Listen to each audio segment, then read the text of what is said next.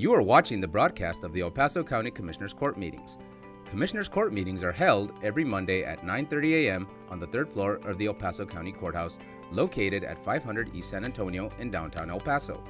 These meetings are open to the public. The meeting will start momentarily.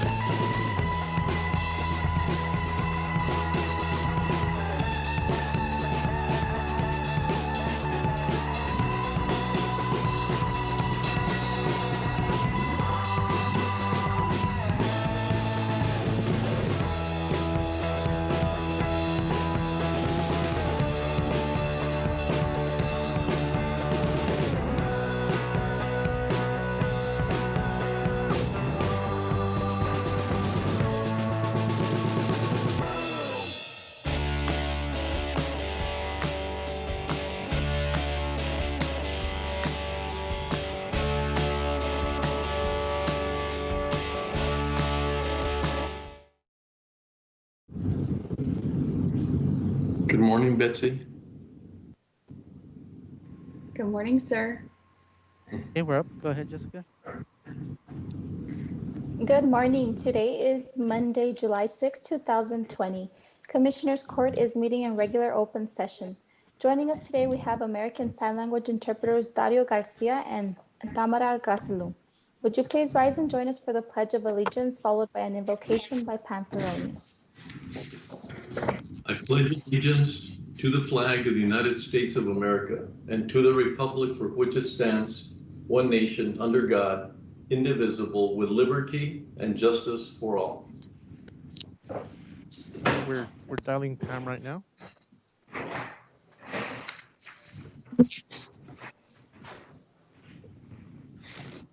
Hello. Hi, Ms. Faroni. Good morning. This is the Hello. Commissioners Good morning. Court. Oh, hi. Good morning. Good morning. We're ready for your invocation, please. Thank you. County Judge, Commissioners, County leaders and staff, you are welcome to join in prayer if you so choose.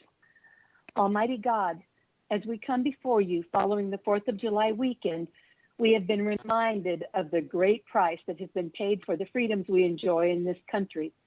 God bless our veterans and our active military who have sacrificed so much to keep us free.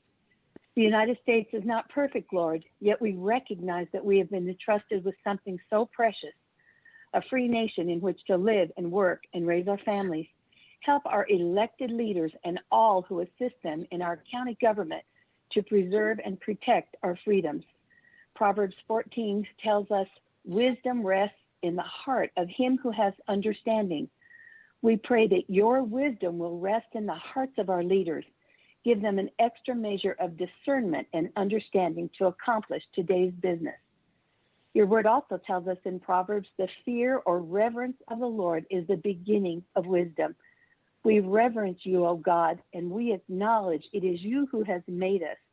We owe our very existence to you. We pray for our leaders who need your healing touch today.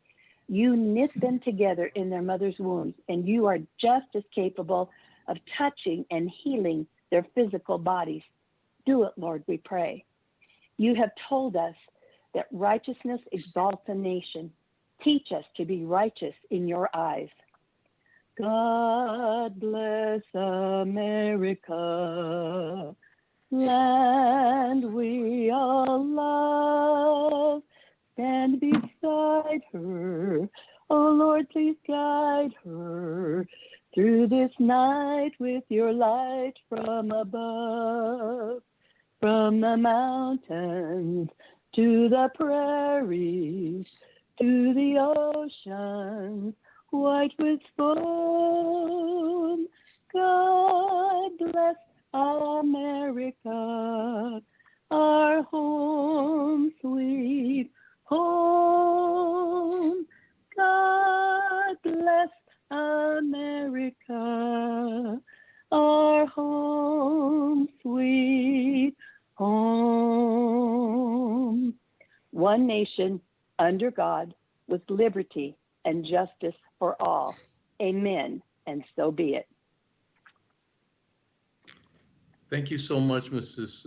Faroni. Always a pleasure, your words, especially in these times. But on top of all the great things I know about you, and I know you also have a wonderful voice. So thank you for sharing that with us this morning. And on behalf of the commissioners and myself, welcome to Commissioners Court. We thank you for participating. I keep saying there's so much information that happens in our sessions on Monday, and so thank you for being here and being part of this governmental process that we all share and have the freedom to be able to participate in. We thank you, all of you that try to stay home and try to do the best that you could under these circumstances. So far, there seems, I've asked Public Works about the situation. The cleanup is not as heavy as any other years, and so that makes it a lot easier on us, on people, the budget, and so forth. So we thank you for that. Also reached out to the sheriffs, and I haven't gotten a complete report, but it looked like things were very calm. And once again, thank you for being that community that people look at us. I know we're always on the limelight across the country as to how we interact and how we do things here in El Paso. So thank you very much. Numbers still increasing. We had high numbers this morning, plus the fact that typically on a Monday, because the testing is less, we don't have high numbers. So as you can see, we're moving forward into higher numbers. And so we thank you. Be safe. Try to do the best that you can. Try to get tested if any possibility. We're hearing more and more about asymptomatic cases. And so it would be a good idea for you to get tested as soon as you have that opportunity. So once again, thank you. Look forward to a very positive and productive Commissioners Court this morning, and hope that we respect your expectations of all of us as elected officials. Thank you. Jessica? Thank you, Judge. Item number 4 is the consent agenda composed of items 4A through 4K. At the request of the Parks and Recreation Department, we are asking item 4B be deleted. Item 4B reads, approve and authorize the acceptance of a monetary donation from Mr. Charlie Bombach in the amount of $11,340 to the El Paso County Sports Park to oversee the fields this coming fall to ensure and maintain excellent quality throughout the year, pursuant to Local Government Code Section 81.032. We are also requesting item 4D at the request of the IT department to be postponed for 1 week. Item 4D reads, approve and authorize the county judge to sign the service agreement with governmentjobs.com, Inc. Funding is available in general fund, ITD maintenance, repair software in the amount of $74,531.02. Contract number 2020-0569. Are there any other items that members of the court or public would like to pull for further discussion? Commissioners? Motion to approve. Second? Commissioner Perez? Aye. Commissioner Leon? Aye. Commissioner Stout is absent. Commissioner Robinson is absent. Judge Samaniego? Aye. Motion carries. Item number 5, public comments. At this time, we do have 2 speakers signed up to speak. First speaker we have is Alex Rodriguez. Hi, please. Go ahead, Mr. Hello, Rodriguez. Commissioners. Hello, how are you guys doing today? I hope you guys are doing really, really well during this time. So my name is Alex Rodriguez. I'm actually the president of the Student Government Association in EPCC. I live in the Far East in the Montana Vista area, and I just wanted to ask you guys to vote for a resolution and state and inform residents that all Texas voters are eligible to vote by mail during a pandemic. The main reason is that pretty much on my neighborhood, there's not a lot of young people. It's a large amount of elderly and non-elderly that live in my area, and pretty much casting their ballot during elections is pretty much one of the ways that they're able to speak out and have their voice. I've noticed that there's a large amount of elderly in my area because I usually help them out by providing carpools during polling locations and early voting. And obviously, right now during the pandemic, all the cases that are spiking right now, it's pretty much a risk when it comes to getting everything spread and everything from there. Pretty much both of my parents are in their 60s, and then they went out to vote. I know the voting locations are a little bit safe, but I think it'll be safer for them to be able to vote at home. Just wanted to keep this short and simple, just to not take up much time of your guys' busy schedule. Voting by mail is very safe and a secure way to get everyone in all age groups, whether it can be high risk or asymptomatic or not, to get their ballot casted by mail. I pretty much ask you guys to help and give assistance to those in need. And thank you so much, and keep up the awesome work during the times of this pandemic. I know it's a lot, and you guys are pretty much the leaders in our community, and I commend you guys on all the hard work you guys are doing. Thank you so much. Thank you, Mr. Rodriguez, for your time and your feedback, and thank you for your words of encouragement. Thank you so much for being on today. Thank you.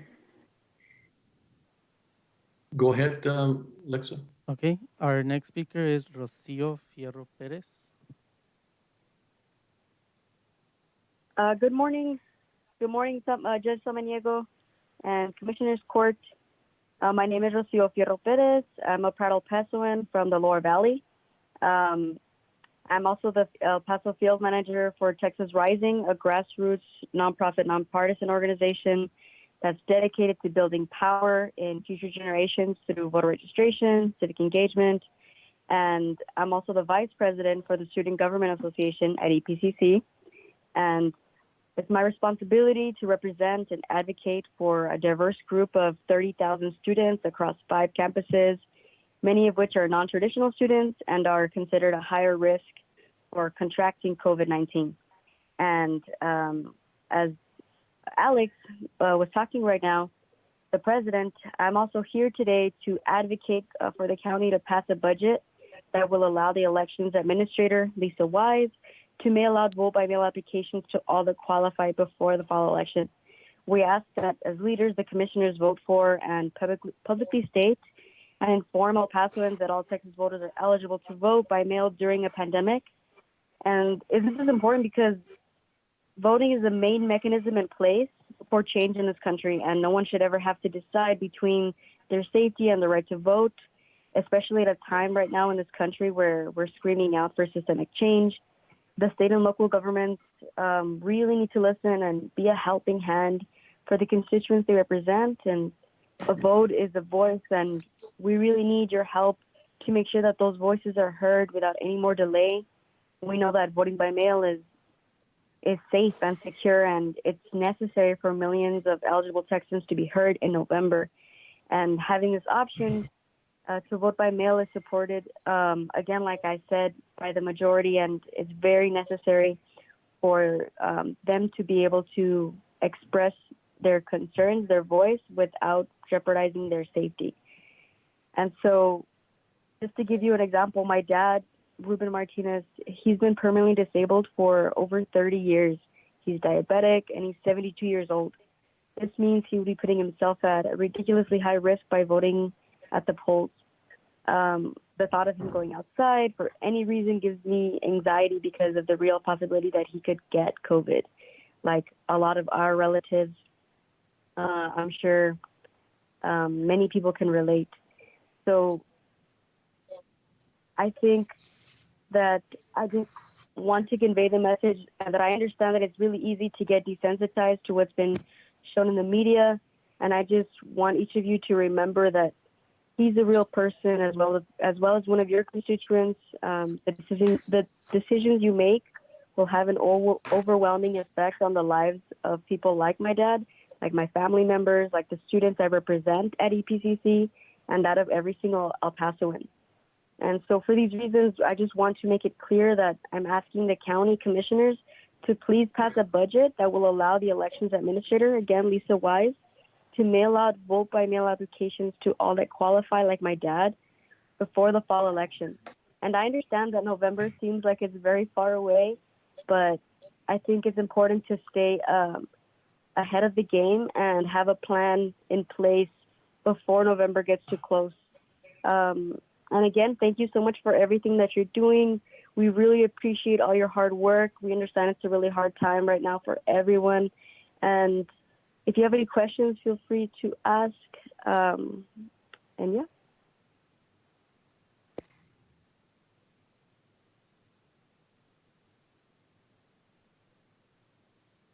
I believe they're done, Judge.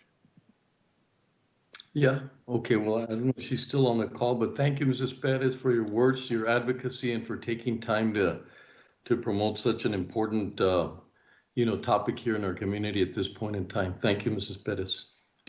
Go ahead. Item 6, presentation. 6A, receive a presentation and discuss the monthly report from the Council of Judges.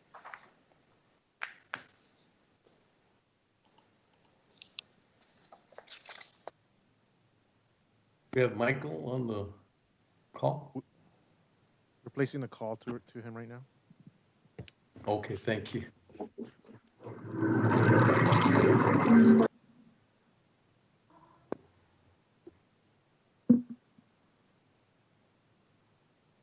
Mr. Gukawa, are you there? You can please unmute yourself. Sorry, yes, I'm here. I don't have my camera on. I'm sorry. No problem. We can hear you. Go ahead. Hello? Good morning, Michael. Good morning. Hey, how are you? Well, good. Sorry, We're ready for join the you. meeting. I caught up.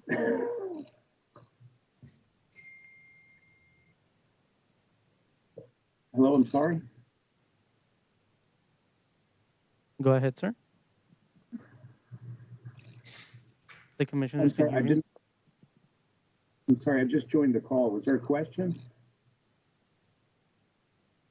No, Michael, this you is were Betsy. set for a We're ready for the presentation this presentation morning. and the monthly report. Oh my goodness, I'm sorry. I forgot it was July. Very briefly, we have been caught up again with the COVID-19 pandemic work. I do want to call everyone's attention to the fact that there is a new 18th emergency order from the Supreme Court.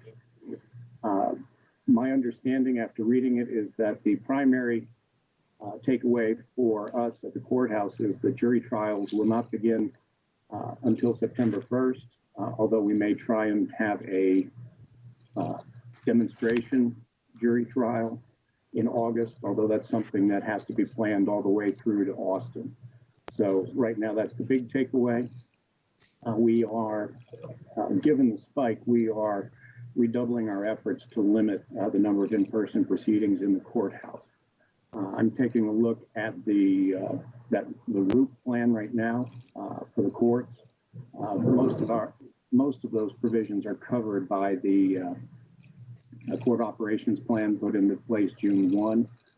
But now working on the route plan, that's going to be a good chance for us to reevaluate the June 1 plans and see if there's anything that we can tweak.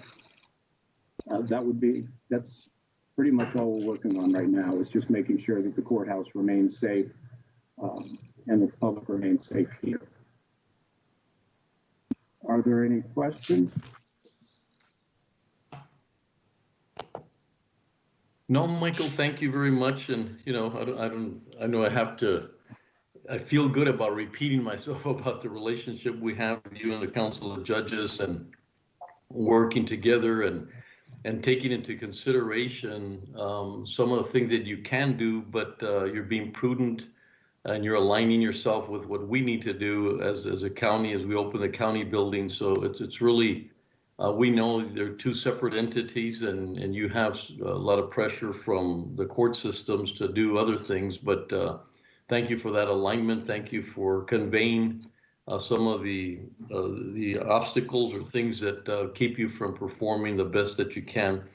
We did talk about in our last meeting that you would provide us with feedback on anything that you feel that we could do better, either from the facility standpoint or maintenance, or some of the support roles that we play from IT and our department heads, and other elected officials that support the court system. So whatever that is, we'll wait for that, and Betsy and I can address it to see what are some of the things that we need to know as to how they're working for you or not working for you. So once again, Michael, the best to the Council of Judges and to the relationship that we've had throughout these past few years. Thank you, Michael. I can just very quickly let you know that we have worked really well with facilities and with courthouse security. We have to talk on almost a daily basis to deal with unique situations that we haven't experienced or questions that come up, but it's without facilities, without courthouse security, this would not have worked. And I've been very appreciative of their help and their communication to us as to what we can do better. So it's been it's a good example of a team effort. And again, it's be it working with budget, with audits, everybody's been very helpful and very patient. I hope people can say the same about us. And so we're all very pleased right now that we're at this point where we are functioning, I think, pretty well. And then these when you started to plan, the numbers look better. The numbers are different now, and that makes it a little, it's a challenge to be keeping up with the numbers. But we thank you for that conscientiousness and for doing the things in the best possible way. So once again, thank you, Michael. Appreciate your presentations. Thank you very much. Sorry I was late. I just got caught up. That's okay. So, No, you take care. Have a great week, okay? Thank you. Jessica? and Judge, you too.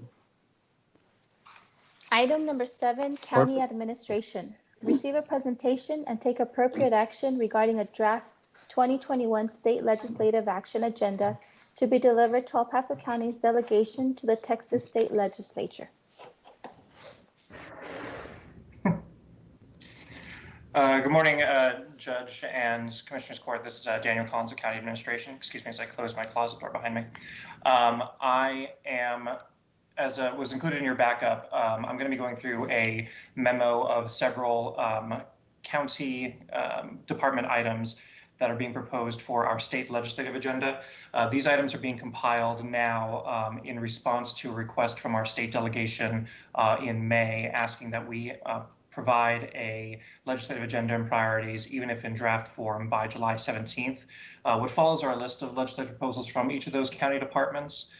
Importantly, because this is a draft document, we're not asking that the court finally adopt any or all of these legislative proposals right now, but rather that we just, as staff, be given direction from the court to begin to draft these items and to also ask for further vetting in consultation with our delegation. That is to say that nothing, even after these items are approved by the Commissioners Court, would preclude the court from adding more items to our agenda or even removing some items if we deem that that's appropriate.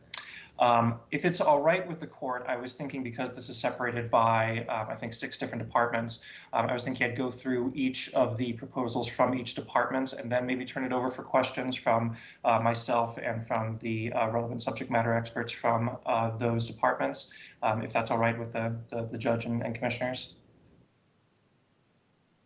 Go ahead. Daniel, Right. just for the sake of, this is most people, this is a new position. Could you very quickly talk a little bit about, when you started, a little bit about your position and a little bit of the process as we move forward on the presentation? Sure. Well, just my background, my title with the county is Governmental Affairs Manager under a county administration. My role will be to be the public-facing face of the Commissioners Courts and county departments to our state and federal delegation members. My background is I worked for nearly a decade in or around the Texas legislature, most recently having worked for Senator Jose Rodriguez as his deputy legislative director for 2 legislative sessions in 2015 and 2017. And then I did leave Texas for a little bit to work as a senior counsel for the New York City Council in Manhattan, but happily returned to El Paso, where I'm from, my hometown, in late March, and then began working for the county at the beginning of April. And as I just said, at the beginning of May, the delegation made this request for our draft agenda. So with a tremendous amount of work with my colleagues in the different county departments, we compiled these initial 19 items for the court's consideration, and I anticipate I'll bring some additional items to your July 13th meeting for your further consideration. Was that responsive to your question, Judge? Yes, it is. Thank you very much. And also a very welcomed addition to some of the initiatives and working with legal. So I thank you for jumping in there and as quick as you did. And thank you for your contribution. Like I said, in the orders that we've done in the past couple of months and some of the initiatives that we're looking at with legal and your contribution as far as from the legislation and what do we need to do about some of these orders was very well received. So thank you for that. Thank you, Judge. I think we can bring up the PowerPoint slide again and maybe go to the first of what I believe are 3 items from our Public Works Department. This first proposal would require that lot owners comply with drainage requirements before being issued a certificate of compliance. This proposal would say that we would only issue a certificate of plat compliance if the property had installed all required storm, water, and drainage infrastructure. Currently, the Texas Local Government Code requires a certificate of plat compliance be issued to the connection of water, sewer, electricity, and gas utilities if the lot owners first demonstrate that those utilities have been, or facilities rather, for those utilities have been installed. However, the relevant section of the Local Government Code fails to address compliance with drainage requirements, which are also a condition of plat approval. This results in some homeowners either being unable or unaware of or simply not complying with drainage standards, which of course can lead to additional flooding of their lots or neighboring lots or public rights of way. Next slide. This next proposal would prohibit the Central Appraisal District from recording land subdivisions where such land is subject to platting requirements. Right now, this proposal would prohibit the Central Appraisal Districts from recording new parcels of land, specifically via a meets and bounds description, without proof that the parcels also meet platting requirements as required by Texas Local Government Code, Chapter 232, Subchapter B. Subchapter B is applicable to El Paso County. Pursuant to that subchapter, El Paso requires a landowner to prepare a plat of a subdivision, which must, among other requirements, include a certificate of water, sewer, electrical, and gas connections, meet state standards. However, unfortunately, El Paso Central Appraisal District currently allows individual property owners to split their land via a meets and bounds description. Such a split is often done for tax appraisal purposes only. The district takes no further steps to ensure that a plat was prepared as required by law. However, such splits can create illegal parcels that do not comply with platting requirements. In some cases, owners may sell a parcel to a buyer who may not even realize that their new property is out of compliance with platting requirements and thus unable to be developed. Next slide, please.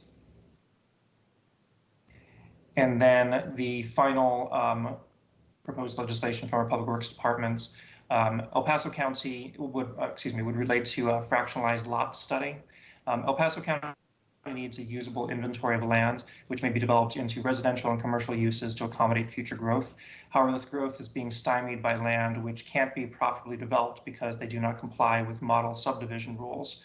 As the court probably knows, during the 50s and through the early 80s, large tracts of land in El Paso County were subdivided into very small lots and sold to several different individuals on speculation that they would be good investments. However, today these so-called fractionalized lots have no resale value because they have no infrastructure. As of 2019, it was estimated that there were over 54,000 acres of such undeveloped lots within the county. Unless a solution is found, they'll remain undeveloped and off-market and in the hands of either local government trustees or private citizens. So this proposal would require the State General Land Office, in coordination with the Secretary of State and with El Paso County, to conduct a feasibility study of creating a mechanism by which a governmental entity could acquire such fractionalized lots and convey them to a developer in order to ensure that the property is developed in compliance with model subdivision rules. And here I'll pause for questions. I believe Jose Landeros from Public Works is also available in case you have questions that I'm not able to answer on these first 3 proposals. Were there any questions from the court? Not at this time, I think, Dan. Okay. In that case, if it's all right, I'll go on to our proposals from our Human Resources departments. So if you could hit the next slide. Thank you. Okay. So the next slide is allowing donation of vacation leave to our sick leave pool. This proposal would amend Local Government Code Title V, Subchapter E, to allow additional counties to permit their employees to voluntarily transfer vacation leave to a county sick leave pool. Now, this section of the Local Government Code already permits a county to establish a sick leave pool. An employee may use such pool if, because of a catastrophic injury or illness, such employee exhausted all of their own accrued leave. As you all know, the El Paso County operates its own sick leave pool pursuant to the local government code. We also allow, there's also a section of the local government code, section 157.072B, which allows employees to voluntarily transfer vacation leave in addition leave to a sick leave pool, but only in counties with a population of 1 million or more. So this, of course, excludes El Paso County. So this proposal would simply amend that section of the local government code to allow employees in counties with a population of 800,000 or more to also donate vacation leave. So we're essentially expanding a bracket to include El Paso County. Next slide, please. Okay. This next slide is intended to remove barriers to court interpreters' master certification. To increase the pool of applicants who are master certified court interpreters that El Paso County can hire, we would amend Government Code Section 157.103C, which provides that exams for such certification be offered at least twice a year, quote, at times and places designated by the director of the Judicial Branch Certification Commission. Currently, exams are only offered in Austin, and applicants must pass 2 exams, an oral and a written exam, which are offered at different times during the year. So this proposal would require that exams be offered at additional venues, including in El Paso, or that exams also be available online. This proposal would make the exams more accessible and save applicants having to incur costs associated with traveling and staying overnight in Austin. We raised this proposal because Human Resources has found that historically they've had difficulty finding master certified interpreters to work in our district and county courts at law. This is because of these onerous exam requirements that I just described, the fact that the percentage of people who pass this exam is quite small, and that those who are qualified often prefer to freelance. So this proposal is expected to hopefully increase the number of people who will be able to take the exam and therefore expand the pool of hireable interpreters by allowing additional and more accessible testing. We also think it might have the side effect of making El Paso, which of course is a binational, bilingual community, being able to maybe export some of our very talented people to other communities who probably similarly need master certified court interpreters. Go on to the next slide, please. Next from Human Resources regards the county ability to adopt a budget with base salaries for county elected officials plus stipends for years of service. As the court probably knows, county elected officials' salaries are typically adjusted each fiscal year based on years of service. The local government code, specifically section 152.013, requires the counties publish a notice of any salaries, expenses, or allowances for elected county or precinct officers that are proposed to be increased and the amount of the proposed increases. And this all has to happen before the 10th day before County Commissioners Court adopts their budgets. Now, counties typically approve their budgets at their first meeting of the fiscal year, which is usually in early October. This, of course, is prior to the November elections, when a county official a new county official may have been elected. Such newly elected officials would immediately assume their predecessor's salary, even when such salary reflects years of service to the county that the new elected official could not possibly have. This proposal would allow counties at their option to instead adopt a base salary for county or precinct officers plus stipends based on years of service. Human Resources had this idea based on very similar provisions, or state formula funding rather, for compensating judges. This proposal would compensate elected officials based on actual experience and would also have the effect of saving counties salary dollars when new elected officials take office. Go on to the next slide, or actually, sorry, we'll pause here before we go on to the public defender's item, and I'll ask the court if they have any questions on these items from Human Resources. I believe Michelle Cochran from the Human Resources Department is also available in case the court has any questions. Any questions from the court? Thank you, Dan. Okay. It's not at this time. Just a comment, HR right now is having to do a lot of adjustments based on our new normal and a lot of things that need to happen. And so I thank them for their work in trying to keep up with these things and any changes that need to be, made legislatively. So thank you for that relationship with HR, Dan, and helping them through this new changes in process. Well, thank you. With Go ahead, HR Dan. and then with all the other county departments, they've been very helpful in compiling each of these items. Let me go ahead and go back to the slides and go to the Public Defender's Office. This is a request from Public Defender and from Commissioner Stout. This proposal would assist counties in meeting their indigent defense's unfunded mandate by exempting both private appointed attorneys and public defenders' offices from costs under Senate Bill 2, which was the revenue cap bill that was passed last session. So SB 2, among its other provisions, required local governments to hold an election if they wish to raise 3.5% more property tax revenue than the previous year. There were several exceptions to this cap, including the cost of providing defense attorneys to indigent criminal defenders. However, the exception is limited to costs associated with counties paying private defense attorneys, and importantly, does not apply to county public defenders' offices, costs of which are still included under the revenue cap. As the court well knows, since the U.S. Supreme Court's case, Gideon versus Wainwright and its progeny, counties are required to provide legal counsel to indigent persons facing Class A and Class B misdemeanors, felonies, and appeals related to those charges under Texas criminal justice system. This, of course, is an unfunded mandate. Because SB 2 advantages the cost for private attorneys, SB 2's intention, we believe, with the Texas Code of Criminal Procedure, which, among other provisions, gives counties the choice to meet this unfunded mandate by either appointing private defense counsel or by appointing its own public defender's office, if the county has such office. We, of course, do have a public defender's office. So this proposal puts both of those choices, private counsel or public defender's office, on equal footing, better enabling counties to develop approaches to indigent criminal defenses that meet their community's needs. Additionally, of course, if we are able to free up those dollars outside of the cap, that's more funding to counties that they can apply to other vital needs to their constituents.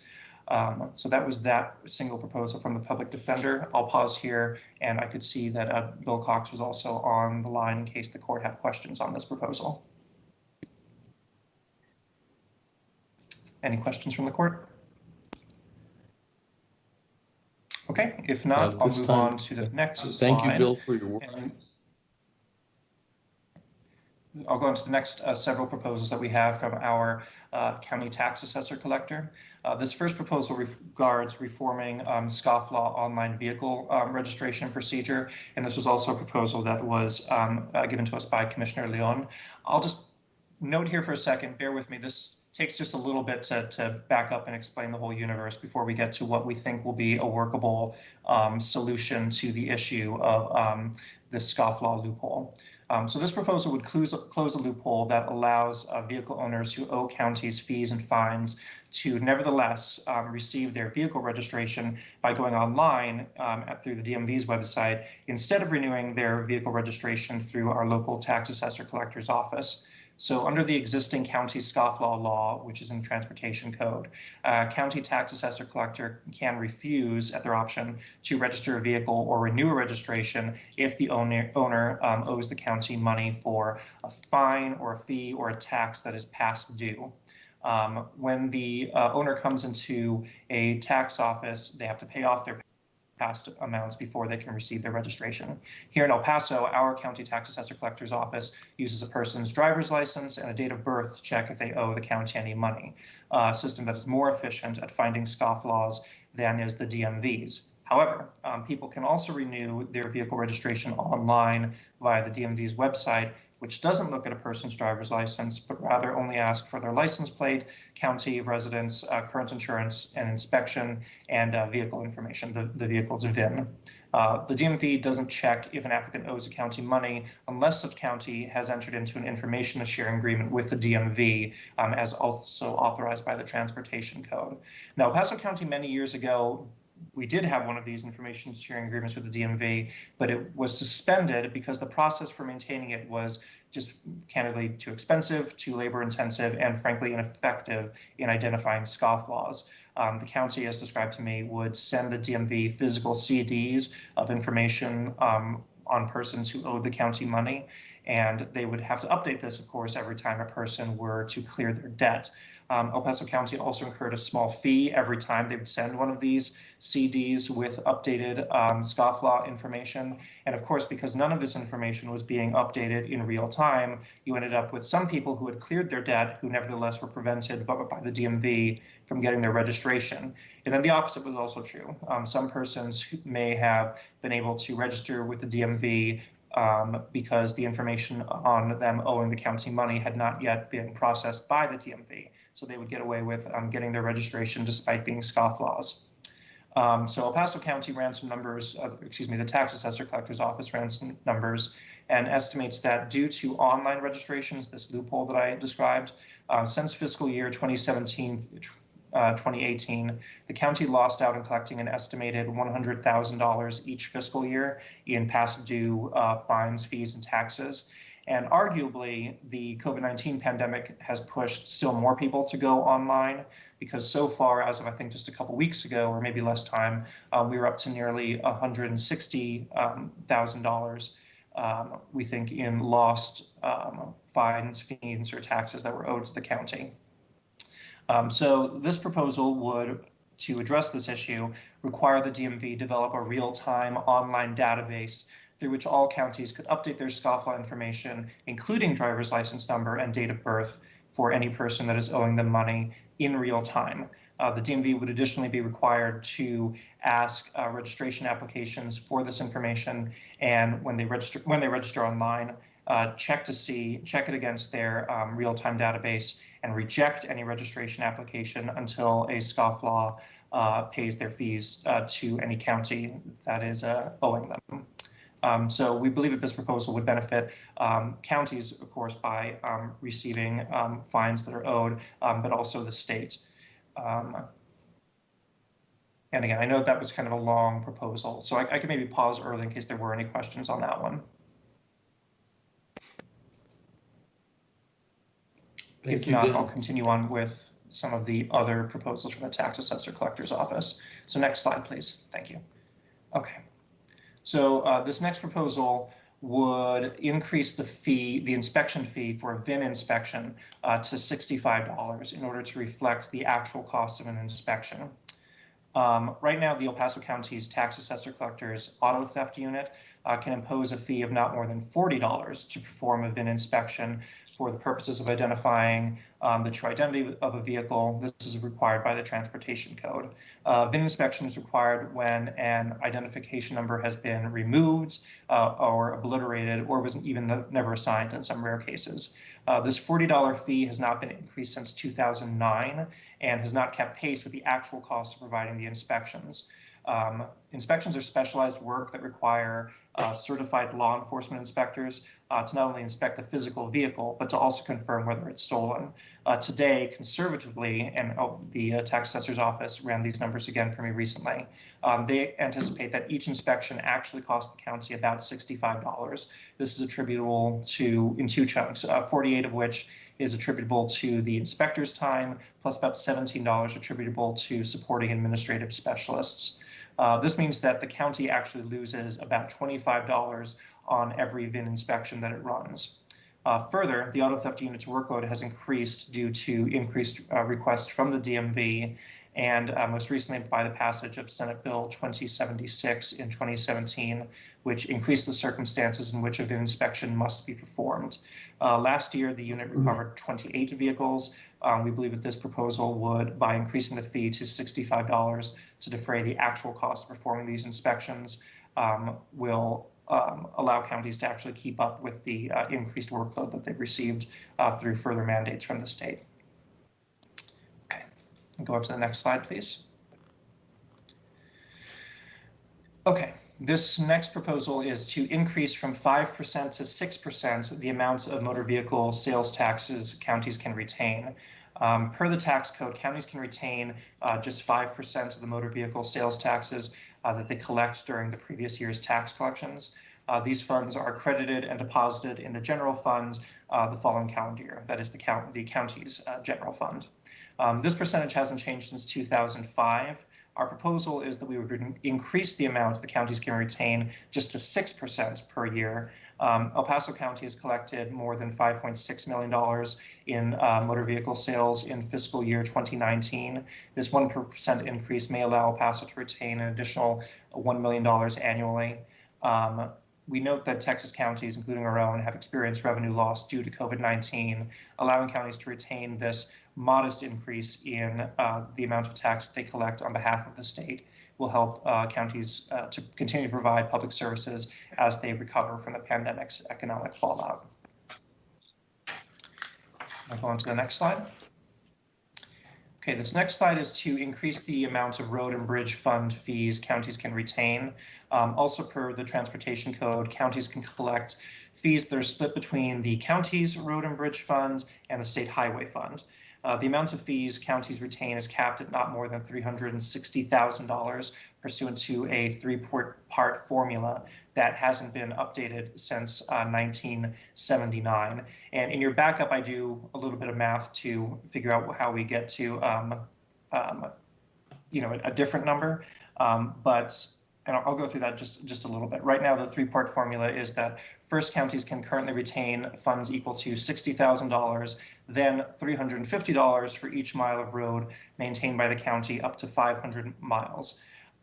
Then counties can additionally retain 50% of fees collected up to $125,000 for, again, a maximum credit of $360,000 per year for the county road and bridge accounts. So this proposal would update those numbers specifically to $200,000, then we'd be able to retain $600 for every 500 miles. And finally, we would get 50% of fees up to $500,000. So this would update the statutory cap so that affected counties could retain up to $1 million of collected fees for a county's road and bridge account during each year. Again, the reason for this is to defray actual cost. As you can imagine, $360,000 does not nearly keep up with our actual annual costs for maintaining roads and bridges here in the county. We think $1 million for just a better allocation would be more fair for the county and what their actual costs are. And next slide, please. Okay.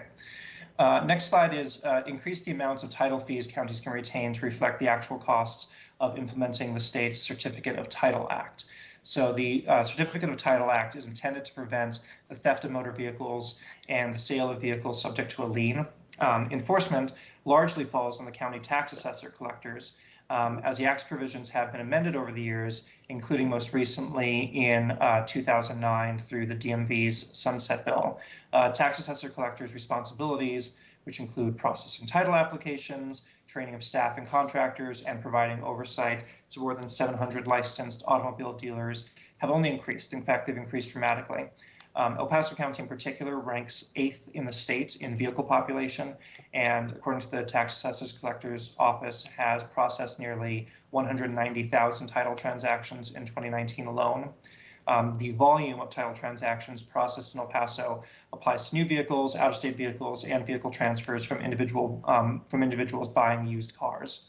Once a vehicle has been titled and registered, the only work activity yearly thereafter is to renew their vehicle registration annually. Again, unfortunately, title fees that counties such as El Paso can retain to administer and enforce the Certificate of Title Act have not increased to match their increased responsibilities.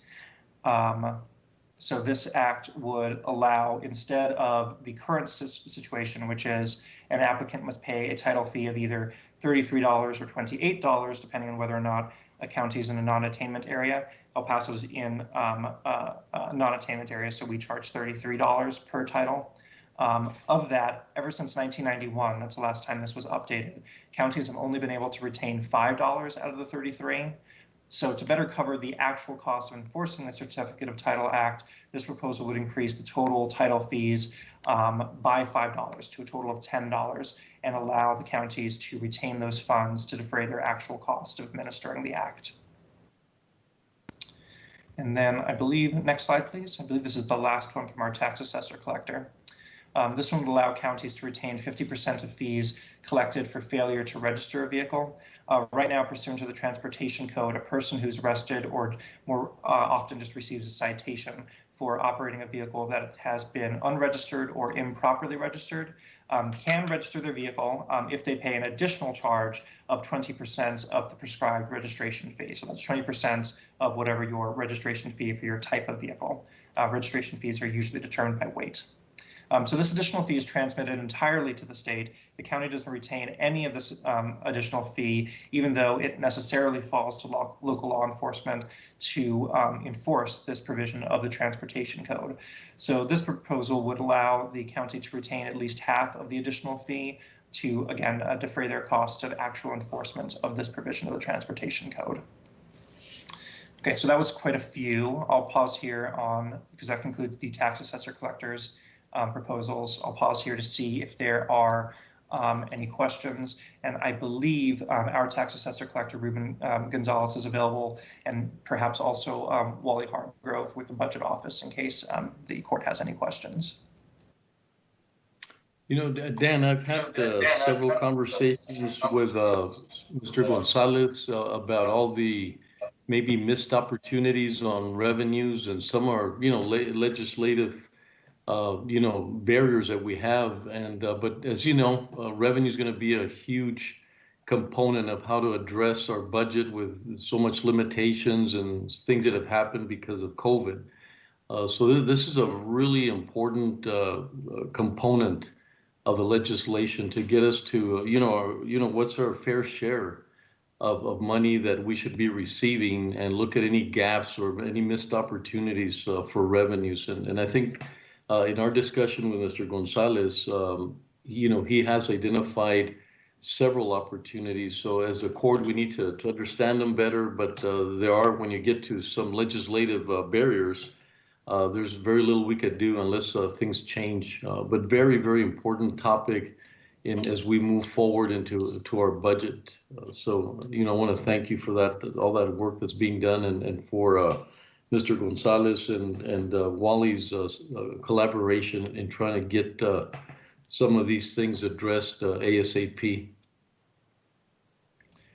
Thank you, Judge. And I'll also just underscore one thing that you mentioned, which is true. It's not just about revenue collection. This is really about making sure that the county is made whole for the important services that it provides pursuant to state law. Exactly. And right now, most of these proposals are dealing with instances in which the fees that we're able to retain just aren't keeping pace with the actual cost of administering these important services that the state requires.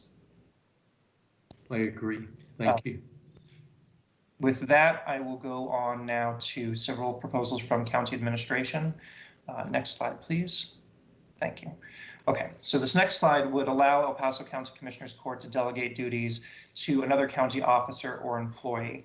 This would amend Local Government Code section 81.029, which is specific to El Paso County already, to allow the El Paso County judge by order to delegate to another county officer or employee, such as the county chief administrator, the ability to sign orders or other official documents associated with the county judge's office.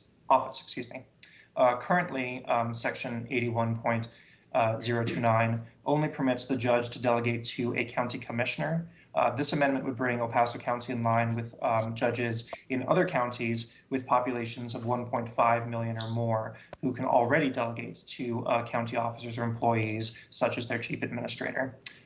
They have their own section, which is section 81.028. So again, we would amend our section 81.029 to additionally authorize the Commissioners Court to delegate by order other managerial authority that the court deems appropriate to a county chief administrator.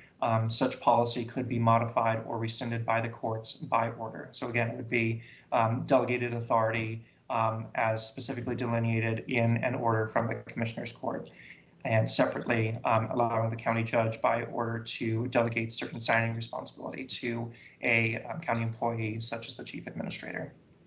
So it's kind of a two-part proposal. I'll go on to the next one. Next slide, please. Sorry, next slide, please. There we are. Okay. Actually, Daniel, we skipped one. Can we go Oh, did back? we? I'm sorry. You're right. I'm sorry. Thank you. Okay, so this one would allow a county's chief administrator to select and remove a county chief public defender. Right now, Texas Code of Criminal Procedure, Article 26.044, authorizes the Commissioner's Court to establish a public defender office to be headed by a chief public defender. That section also authorizes the Commissioner's Court to appoint a public defender oversight board to which Commissioner's Court can delegate oversight of and ability to recommend the selection and removal of the chief public defender. Ultimately, however, selection and removal rests only with the Commissioner's Court. Counties like ours in El Paso may want to delegate oversight of the public defender office to the county administrator and may also want to delegate the selection or removal of the chief public defender to the county administrator, similar to how the county administrator is already empowered to select and remove other county department heads. So this proposal would amend the Code of Criminal Procedure to allow a Commissioner's Court to delegate to a county chief administrative officer administrative oversight of and the ability to select and remove the chief public defender, not just recommend their selection or removal as the current law provides. The county administrator would of course not direct or regulate the chief public defender's professional judgment in rendering legal services, and of course the delegation or decision to delegate rather would rest solely with the discretion of the Commissioner's Court. Okay, now next slide. Thank you. All right, this next one would allow county commissioners to complete continuing education online. Right now, the local government code requires county commissioners to complete at least 16 hours of, quote, classroom hours of continuing education annually. The County Judges and Commissioners Association of Texas has told our county attorney's office that they interpret this section to mean instruction in a physical location. This, of course, is burdensome to far-flung counties like El Paso because our Commissioner's Court, or rather because sponsoring agencies for these classes have not held a course here in El Paso in more than 20 years, I'm told by the county attorney's office. So this, of course, requires our Commissioner's Court to travel to complete these hours. This proposal would simply amend that section of the local government code to make clear that continuing education hours can also be completed online. All right, and next slide. This next slide is about modernizing our salary grievance committee selection process. As the court well knows, because we just did this a few weeks ago, the local government code, chapter 152, under that provision, an elected county or precinct officer who's aggrieved by the setting of their salary or personal expenses can request a hearing before a 9-member salary grievance committee before the approval of the county's annual budget.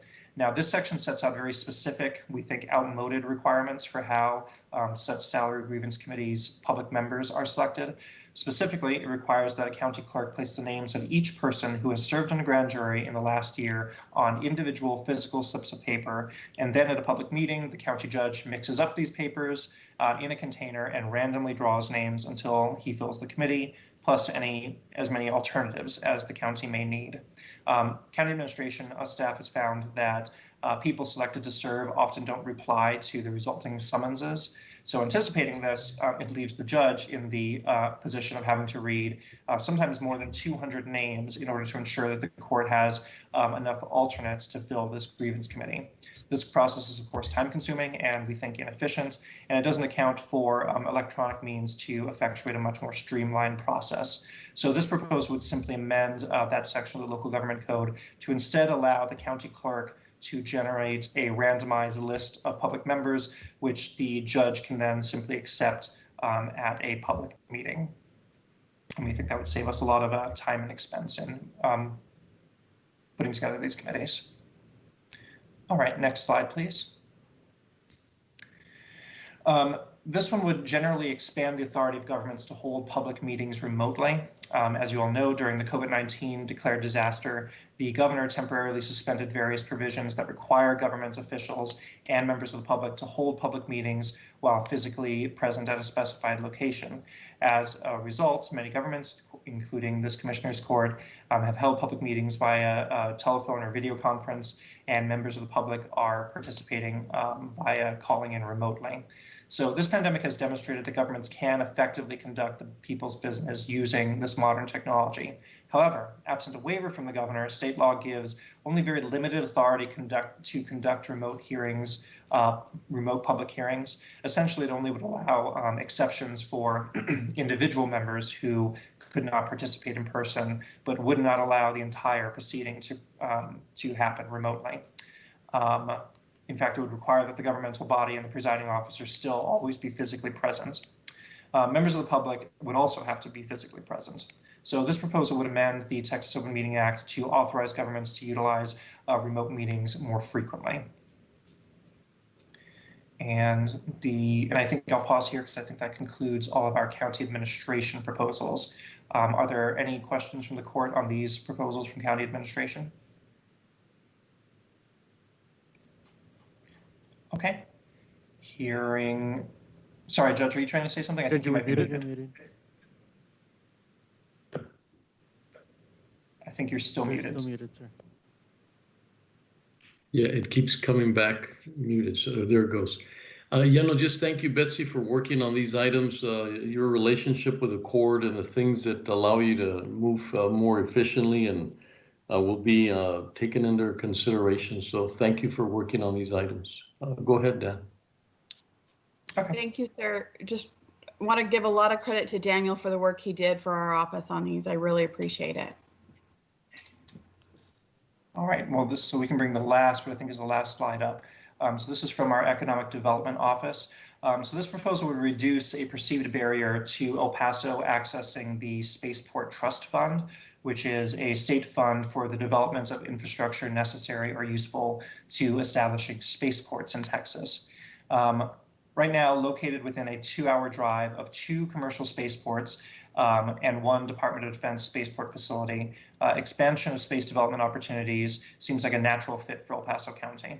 Recognizing this, the county and several other local partners are working to utilize the county-owned Fabens Airport for the expansion of UTEP's space and engineering programs, as well as to provide certifications, training, and hands-on experience to separating service members from Goodfellow Air Force Base, Fort Bliss, White Sands Missile Range, and Holloman Air Force Base. Private companies such as Blue Origin and Lockheed Martin have expressed written support for these training initiatives and the expansion of the Fabens Airport. As it looks to further build testing workforce capacity, the county plans to take advantage of opportunities, including the Spaceport Development Fund. However, the relevant government code section 481.0069 requires that applicants provide a 75% match, an onerous requirement, we think, that may prevent the utilization of the program, thus negatively impacting the expansion of space and aerospace initiatives in our region. We think that a 25% local match is a more reasonable request for local governments trying to develop spaceport facilities using the Spaceport Trust Fund. So that one's a pretty straightforward proposal. I believe Andrea is on the line in case the Commissioners Court also has questions. No, thank you, Dan. The Fabens project is, I believe it's one of the most important. We have a lot of very important projects, but when it comes to collaboration, looking at the future of the county and a new way of things for the county, Fabens Airport really lends itself to take us to that next level in economic development. It's something that, we could control. It's our land, and we have great initiatives there and great relationships with UTEP and some of the other organizations that you mentioned. Very, very important project for the county moving forward. Thank you, Dan. Thank you, Judge. And that concludes all of the 19 proposals that I have for you now. Again, I don't know if the judge or court have any questions on any of these proposals. If not, I'll reiterate, our direction isn't that we're finally adopting these as our final legislative agenda. Rather, I would just need a consensus and direction from the courts to be able to submit each of these as part of our draft agenda, again, being responsive to the request from our delegation. And hopefully they can help us with continued vetting on these proposals and importantly, getting them started on the legislative drafting process with their legislative counsel. Well, they look extremely valuable, a lot of work on them. So Commissioner Leon and Commissioner Perez, are we online to give, direction for Dan to continue working on these proposals? Yes. Great presentation, Dan. Great. Yes, Dan. Yeah, you have our consensus that you could keep moving forward and so that you can present to us at a later date. Thank you. Wonderful, thank you. And again, I was just going to say we'll have more proposals for you, I believe, at your next meeting next week. So if you do have any questions on these, I can obviously, revisit them as well. And I'm sorry, Betsy, I cut Thank you, off. Dan. Daniel, Betsy, so go ahead. next Monday, we will need action from the court to approve the draft that we will submit to the delegation as a draft, correct? Yes, I suppose that is correct, yes. Okay, Thank thank you. you. Betsy, we're done with this part of the presentation. Betsy, would you please, your request on moving one of the items forward? Yes, sir. We're requesting that we bring item number 19 forward. And I believe legal is going to help. We would like to add this one into executive session as part of contract negotiations, I believe. Jose, are you online? Go ahead, Chris. Let me just read it in. Item number 19, Public Works. Approve and authorize the county judge to sign the subdivision construction agreement for Project William Unit 1 subdivision, contract number 2020-0545. Good morning, Judge and Commissioners. Go ahead. Development Department. Go ahead. We are requesting that this item be presented in executive session for legal and staff to present some considerations about the agreement and these ongoing negotiations with the developer for Project William Unit 1. Thank you. Christina, go ahead. Hi, Judge. Good morning, County Judge Commissioners. So the question is, Judge, are you wanting to move into executive session right now or until we take up the rest of the agenda? Right now. Okay, all right. So if we do so before going into executive session, I don't know if Mr. Carey's online, but he drafted a legal memo to be read to the Commissioners Court or Mr. Morales. If not, I will go ahead then and proceed. So before going into executive session, my understanding is that Mr. McCary has drafted a legal memo requesting that it go under executive session government code section 551.0725. And so this is the legal determination that these items be brought into executive session for contract negotiations discussion. Per Mr. McCary's memo, he has indicated that he has determined that deliberation in an open meeting relating to this discussion would have a detrimental effect on the position of the county in negotiations, and therefore what we need from the Commissioners Court at this time is a unanimous agreement that deliberations in an open meeting would have a detrimental effect on the county's negotiating position, and that all deliberations take place in a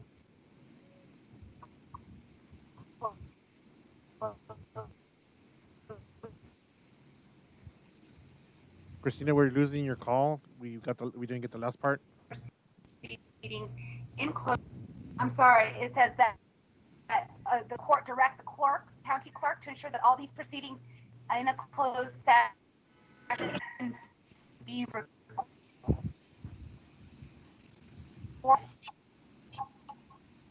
as Your internet Christina? connection is spotty. We're placing a phone call. We're placing a phone call towards you.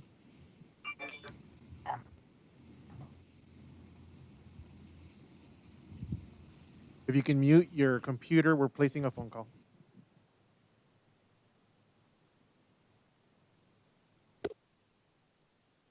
Hi, this is Christina. Can you all hear me now? Yes. Go ahead. Okay, sorry about that. And so continue on with the legal determination memo. And so I'm asking that the court, in order to take this into executive session, can we please have a vote that this meeting would have a detrimental effect on the county's negotiating position and that all the deliberations take place in closed session? And that would be your motion. Move to approve. Second? Commissioner Perez, Aye. Commissioner Leon, Aye. Judge Samaniego. Aye. Motion carries. Okay, Commissioners Court will now recess into executive session to discuss item number 19 pursuant to Texas Government Code Section 551.0725. Commissioners Court will reconvene to take official action. Stand by, everyone. Thank you, Jessica. Attorneys and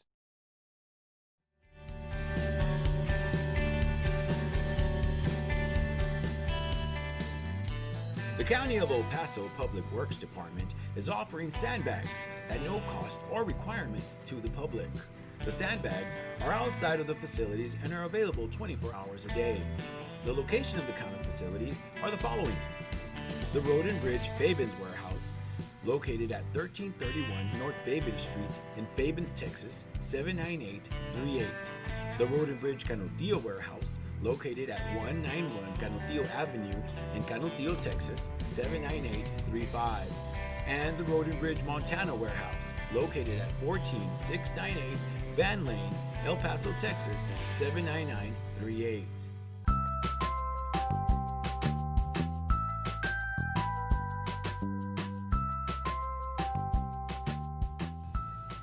Don't wait in line, pay online.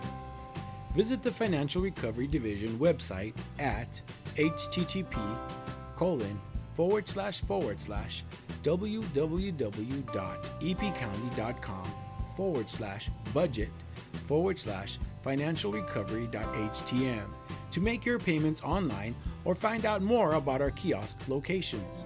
We now accept payments on misdemeanor, felony, and justice of the peace cases.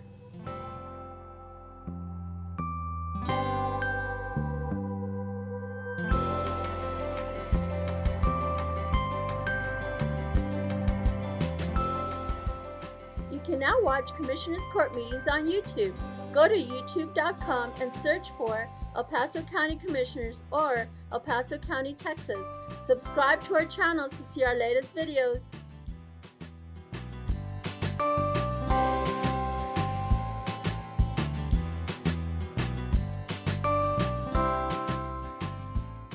Did you know the County of El Paso's Purchasing Department is responsible for ensuring that all items and services needed by various county departments are purchased in the manner required by the state of Texas?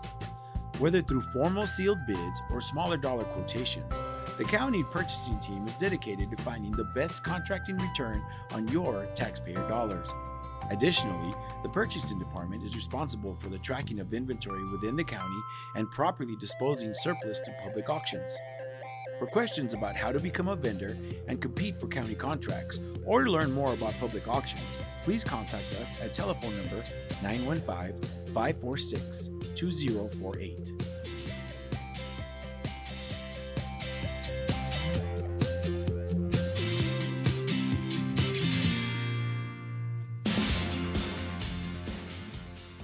The 346th District Court Judge Angie Juarez Barriz started the El Paso Veterans Treatment Court program in 2012 for veterans and active service members that have been arrested and charged with a felony or misdemeanor criminal offense. To be considered for the specialty court, the statutory criteria includes be a veteran or current member of the United States Armed Forces, including a member of the Reserves, National Guard, or State Guard, and suffer from a brain injury, mental illness, or mental disorder, including PTSD, or be a victim of military sexual trauma, all occurring or resulting from military service. Call Sylvia Serna, Veterans Program Director, at 915-546-2119, or email her at sserna@epcounty.com for any information.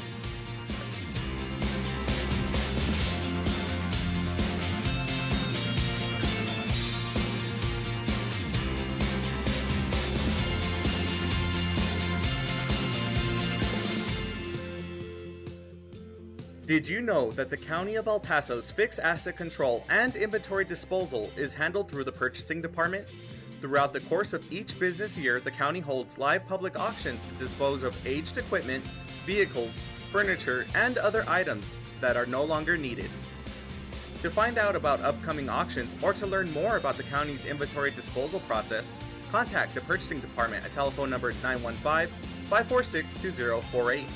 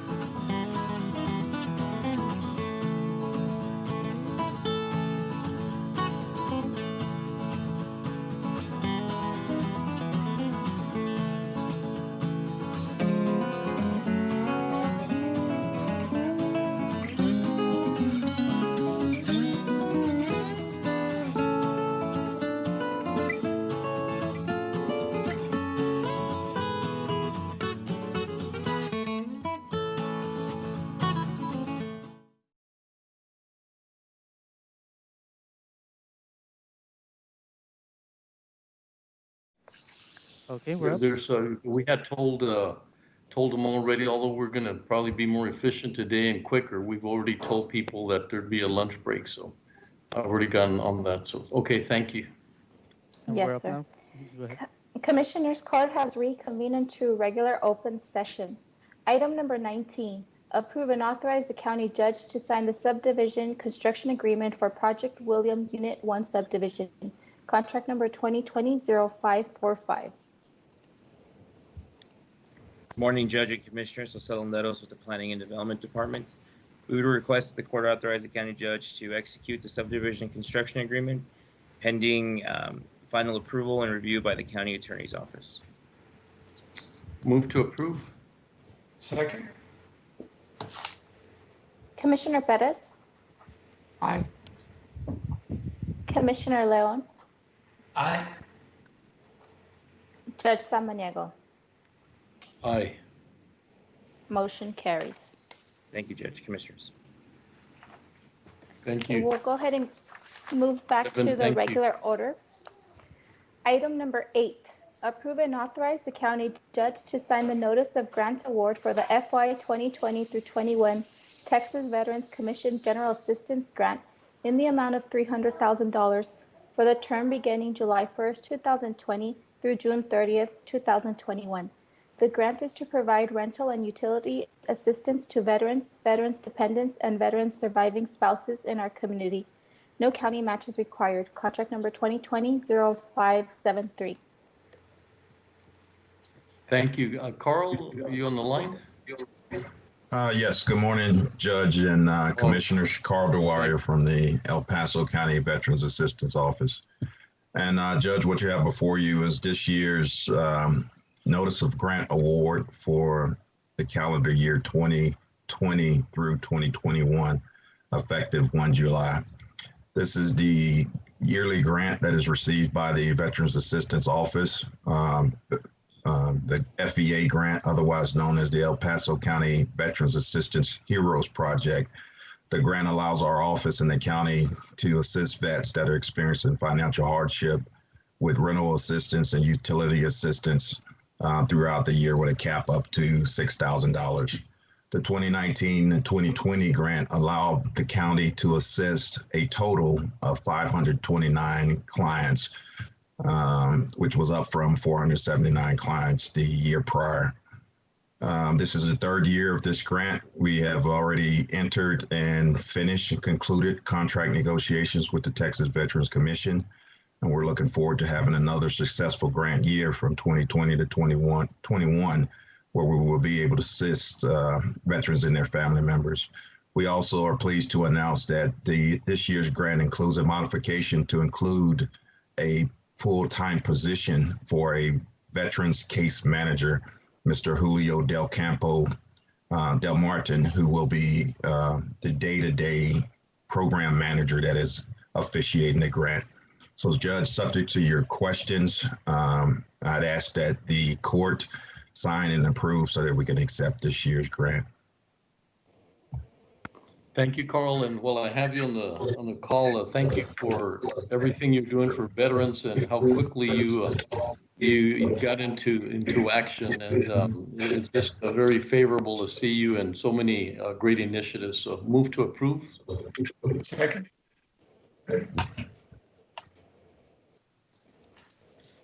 Commissioner Perez,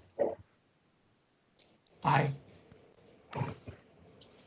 Commissioner Leon, Aye. Judge Samaniego. Aye. Motion carries. Thank you. Thank you, Carl. Jessica, go ahead. Item number 9, discuss and take appropriate action regarding El Paso County's preparation and response for COVID-19.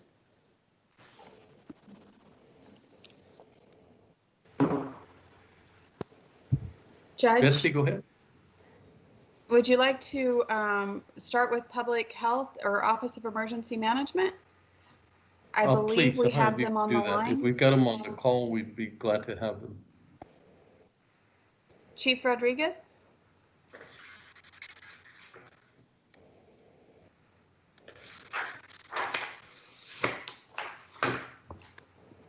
You have Dr. Ocaranza on the line?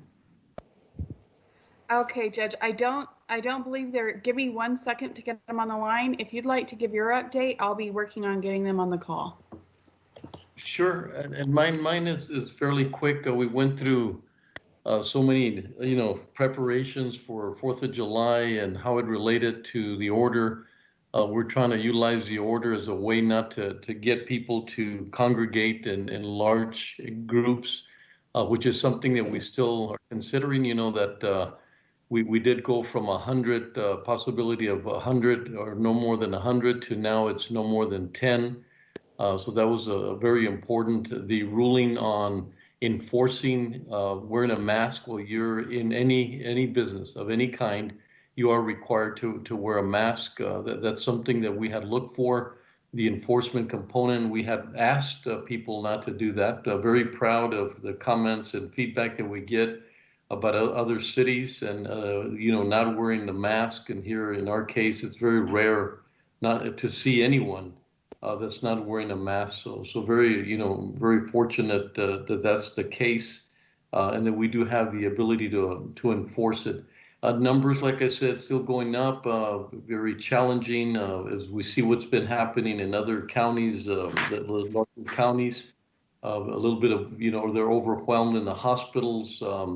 We're in close contact with Jacob Cintron, and he's in close contact with the rest of the hospitals to make sure that our capacity is not threatened and that it's not concerning at any time. We are handling it at this point in time. We're comfortable, but given any huge surge, we will have to make some modifications. We do have some plans as to what would happen if there was a surge and these numbers continue.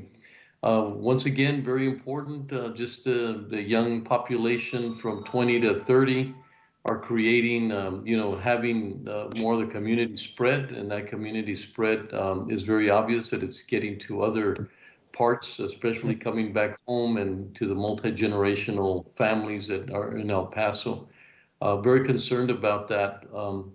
Looking forward to Commissioner Perez and the task force. Just want to thank him for that continued work, very important work. And, the mayor and I are looking forward to feedback.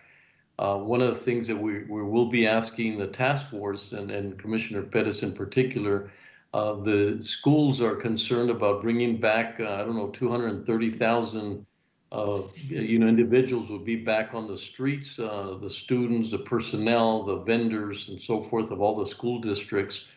So they've requested, Dr. Cabrera has requested that we look at the order and see if there's any way to sort of wait off, not go in as quick to the face-to-face contact that the students would have if they went in.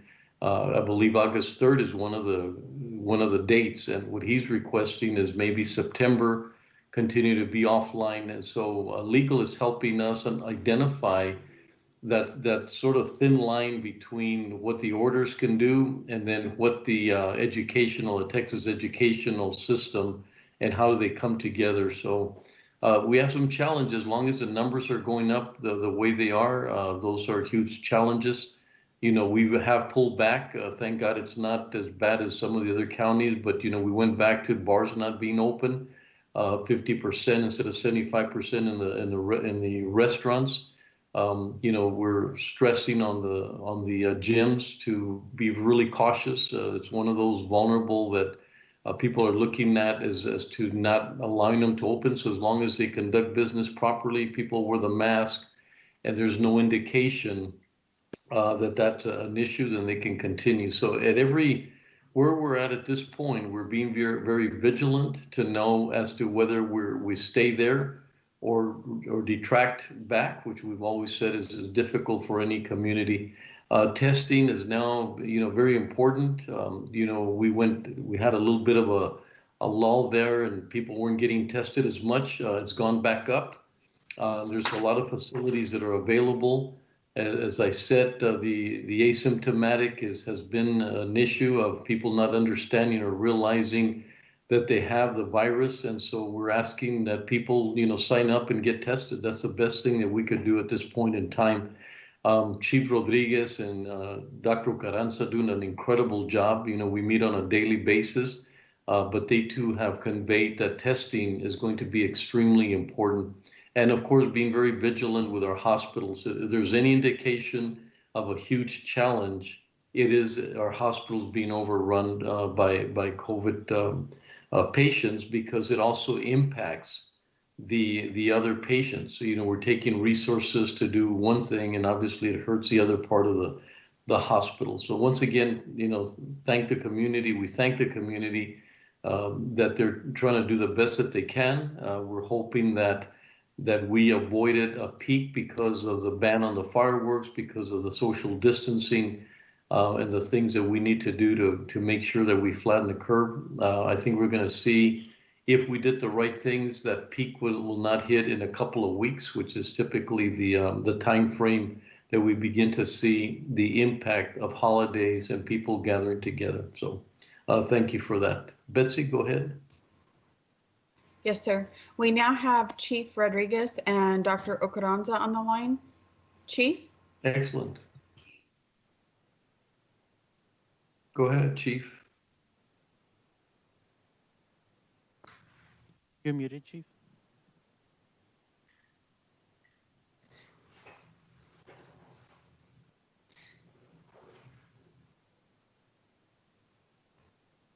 Chief Rodriguez, you're muted.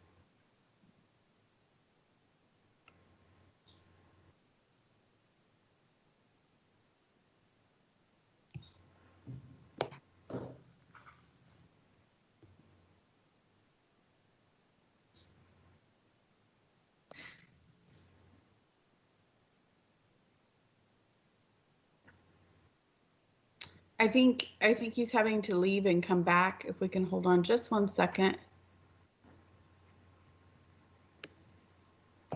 Is Dr. Ocaranza in the same office right now, or is he available? Yes, sir. Let me try calling him back. Just 1 second. We're calling him back in.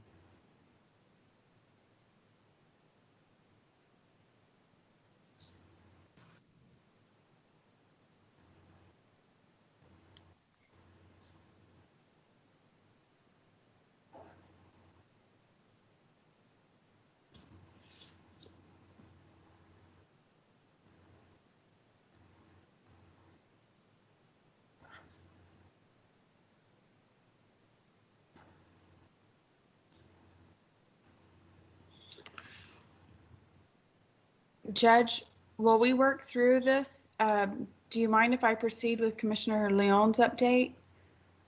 Oh, It seems absolutely. to be not.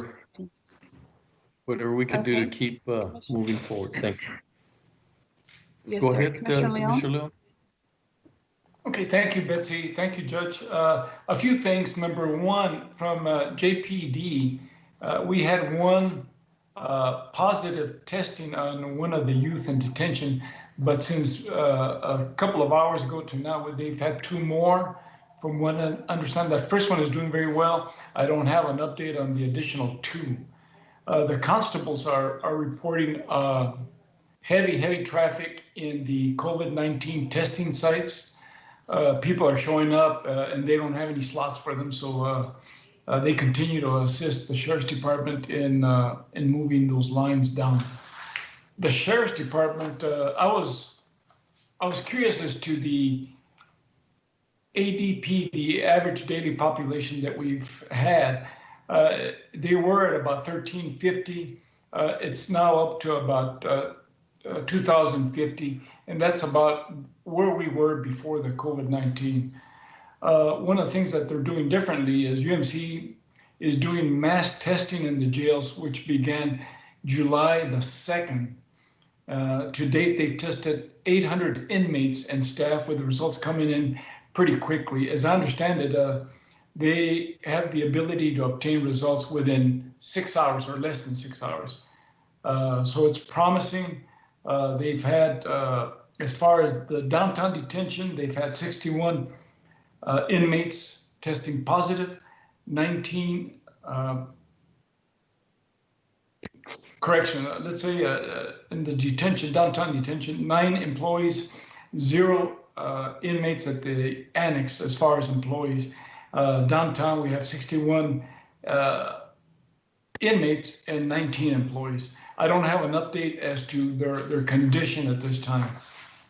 And that's about all I've got this morning. Thank you, Judge. Thank you, Commissioner Leon. Go ahead, Betsy.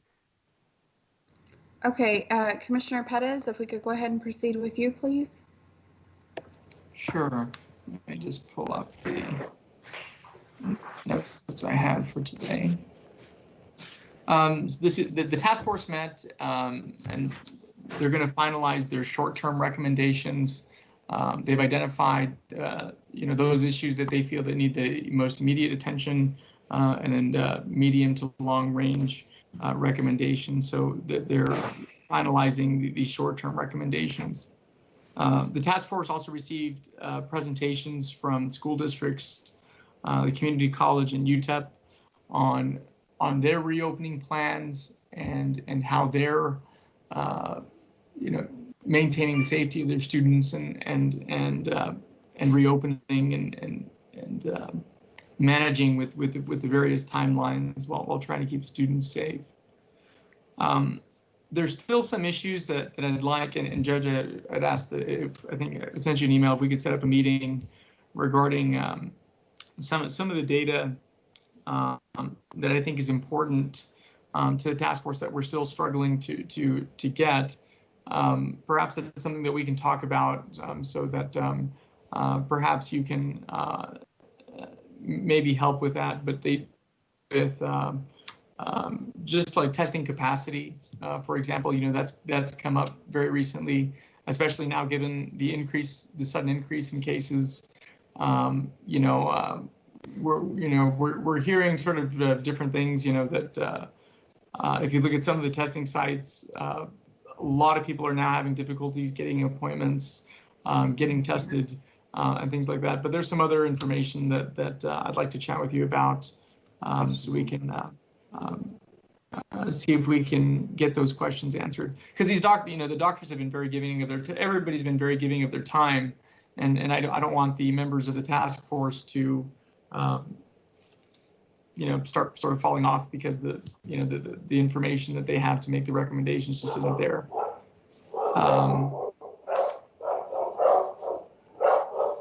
And that's pretty much the big update. So once those short-term recommendations are made, there'll be a presentation made to Commissioner's Court. I apologize for my dogs, but so as soon as those short-term recommendations are made, there'll be a presentation to Commissioner's Court.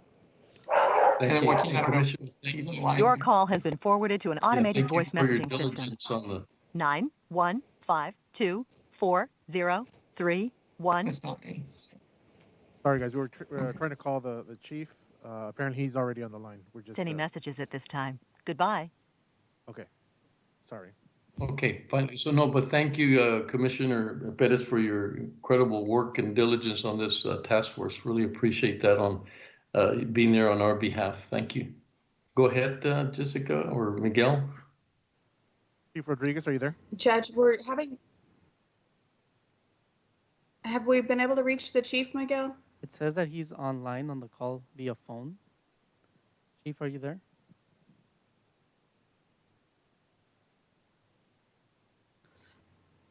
I'm going to try a different method.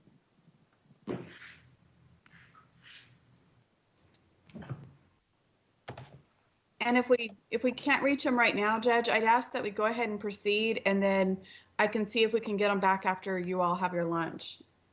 If we could proceed with other agenda items. Thank you. Thank you.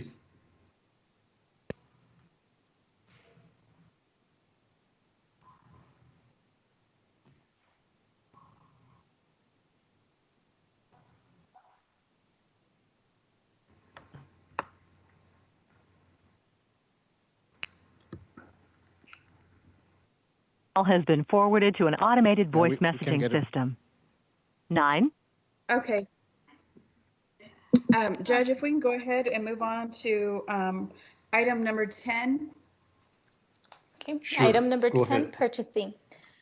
Approve and authorize the purchasing agent to solicit proposals for tissue recovery service for the County of El Paso Medical Examiner's Office. In accordance with Local Government Code 262.030, the purchasing agent has reviewed use of the request for proposal process.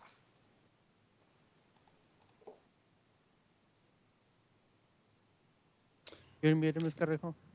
Deborah? Thanks so much. Good morning, Deborah Correjo, Trumbull County Purchasing Agent.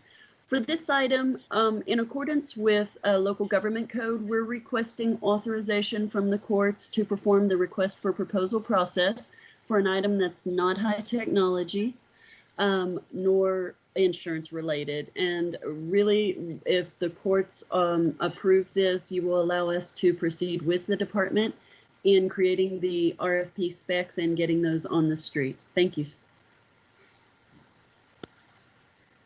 Motion to approve. Second? Commissioner Perez, Aye. Commissioner Leon, Aye. Judge Samaniego. Aye. Motion carries. Item number 11, approve the purchase of paving machine and crack fill melter for the County of El Paso Public Works Department using buy board contract number 59719, awarded to Wagner Equipment Company, El Paso, Texas, in the amount of $190,740, and Craftco Inc., Chandler, Arizona, in the amount of $81,848.24, for a grand total of $272,588.24. Purchasing approved on June 25, 2020. Funding is available in CIP 20 Road and Bridge, Streets, Highways. Deborah Correjo, Trumbull County Purchasing Agent, for the record. In this case, we're requesting favorable approval on two pieces of equipment under the buy board contract. The first is a paving machine. Under this contract, there's an El Paso vendor that holds it, and that's the one that's for a little under $191,000. We were receiving a 14% discount on this, which is excellent. The second piece of equipment is the crack fill melter, and that's the one that's a little under $82,000, and that is another vendor under this contract, and they're located in Arizona. And I believe there may be folks from Public Works Department standing by to answer specific questions about the equipment and how it's to be used.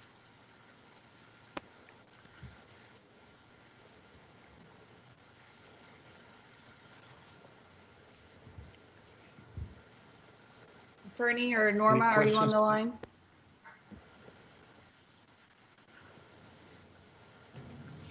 Yes, ma'am. Any questions I can answer for the court? This will be used for our paving program, paving that we do in-house.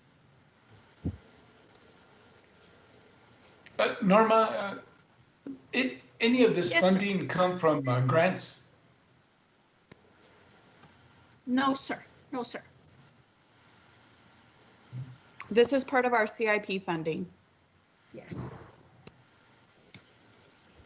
And it's to replace old equipment that we have. A lot of our equipment we've had for many, many years. And, you know, anytime we pave, we have to really prepare to make sure that none of our equipment fails. And so that's what this is, to replace old existing equipment. Any other questions? Second? Commissioner Perez, Aye. Commissioner Leon, Aye. Judge Samaniego. Aye. Motion carries. Thank you.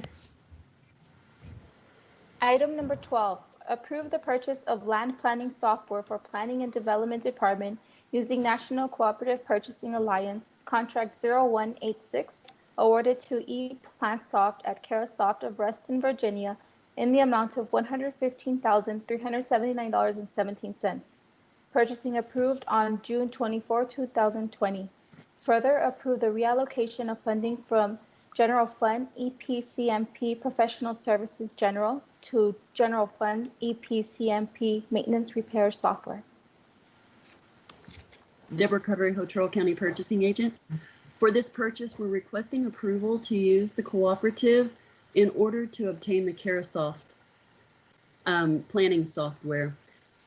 Jose Landeros and his crew in planning and development have decided and done a tremendous amount of research in determining that this is what the county needs for this 3-year contract with 2 one-year extensions. And the 3-year contract itself is $115,379, and I believe he is standing by, possibly to talk about this if you have detailed questions about how this software will actually benefit the county.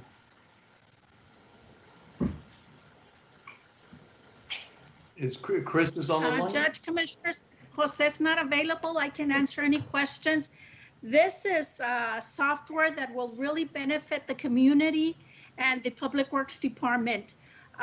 This will also track all the review of any plats and subdivisions coming in, and this will be available online, so there will be there shouldn't be any issues going back and forth. The court should have access to see this documentation. In the past, we've had complaints on the delays, and this one will track timelines on when the planned subdivisions are coming in and how long it's taking us to review. Everything will be done online. Thank you. Any questions the court has for me? Second. Commissioner Perez. Aye. Commissioner Leon. Aye. Judge Samaniego. Aye. Motion carries. Thank you so much. Item number 13, approve the award of RFP 20-028 insurance broker for the County of El Paso to USI Southwest Inc. of El Paso, Texas. Purchasing approved recommendation on June 24, 2020. Funding is available in General Fund, G-Admin, Insurance, General Property. Deborah Carrejo, County Purchasing Agent. For this purchase, the RFP was conducted. We were hoping for at least 2 responses. Normally there is only 1 or 2. Because of when this opened around April the 30th, we've been unable to identify why we only received 1 response. But in an RFP, that is less problematic because cost is something that's negotiated and can be compared to prior costs. In this case, USI Southwest exceeded the minimum requirements. By far, they exceeded the minimum requirements, and they have a vast experience with the county itself. Their flat fee is for each year, and it's comparable with current pricing.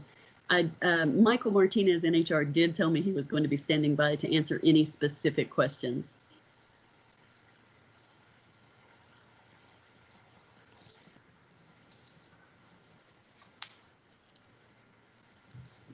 Motion to approve. Second. Commissioner Perez. Aye. Commissioner Leon. Aye. Judge Samaniego. Aye.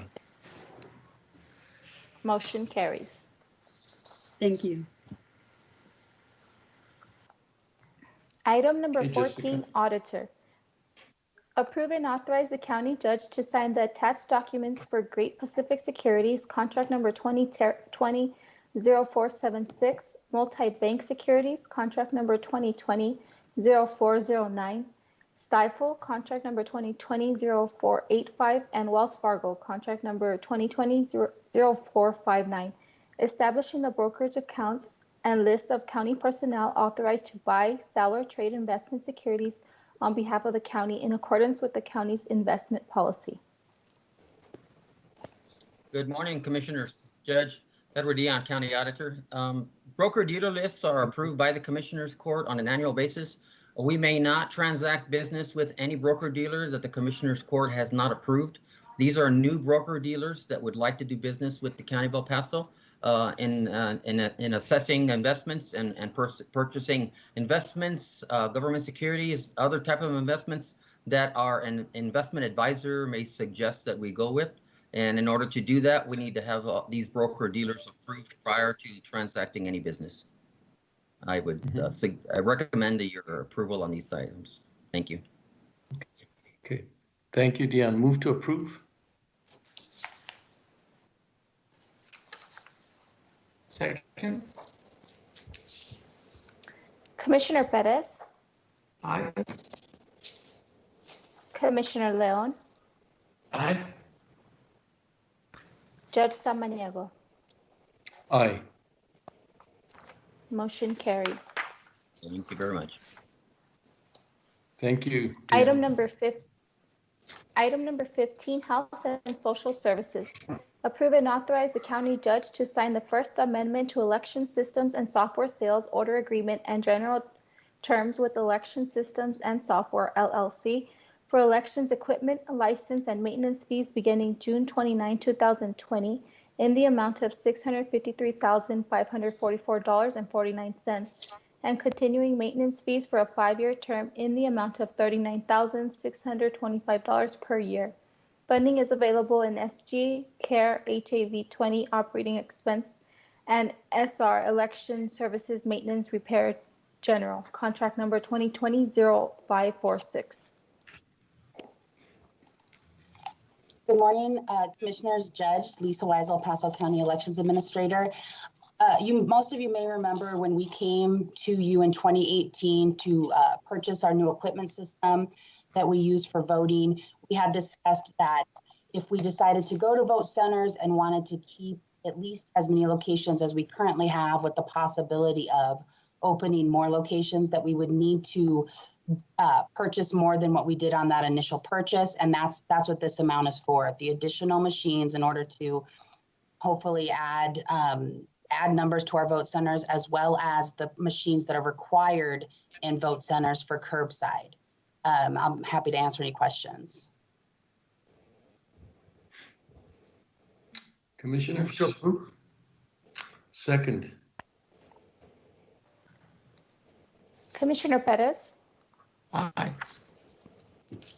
Commissioner Leon, Aye. Judge Samaniego. Aye. Motion carries. Thank you.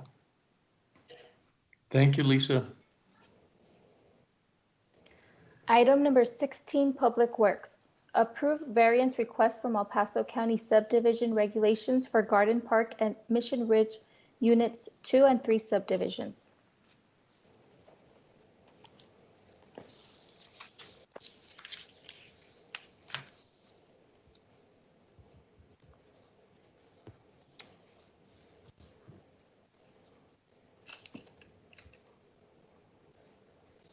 Palacios, are you there?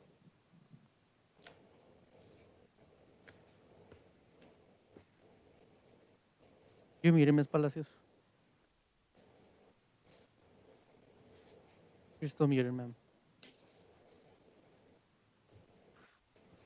There you go. I apologize. I had a call come in. I'm sorry. What item are we looking at? 16. Item 16.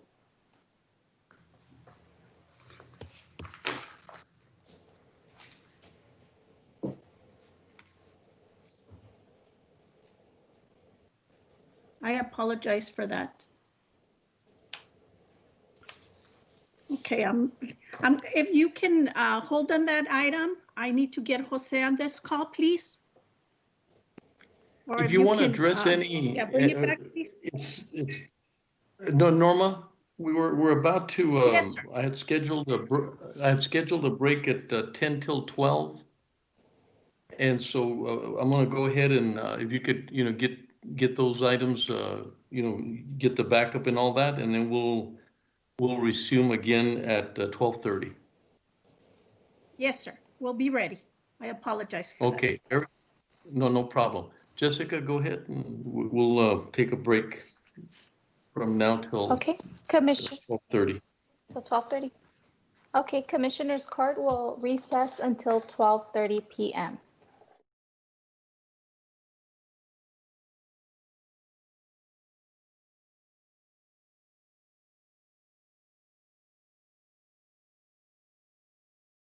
sandbags are outside of the facilities and are available 24 hours a day.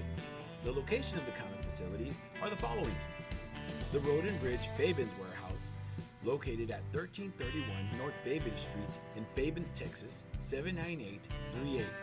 The Road and Bridge Canutillo Warehouse, located at 191 Canutillo Avenue in Canutillo, Texas, 79835. And the Road and Bridge Montana Warehouse, located at 14698 Van Lane, El Paso, Texas, 79938.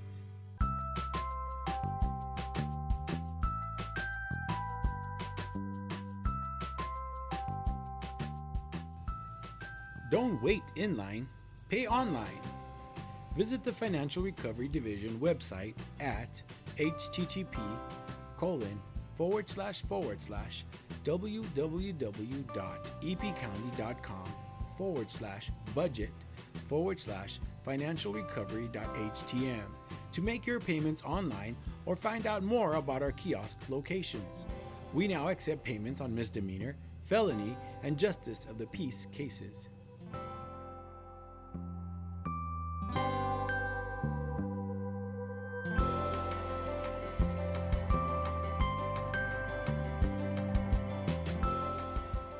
You can now watch Commissioners Court meetings on YouTube.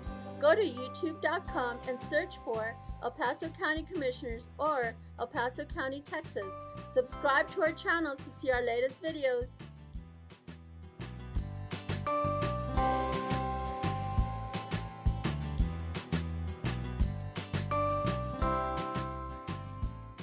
Did you know the County of El Paso's Purchasing Department is responsible for ensuring that all items and services needed by various county departments are purchased in the manner required by the state of Texas?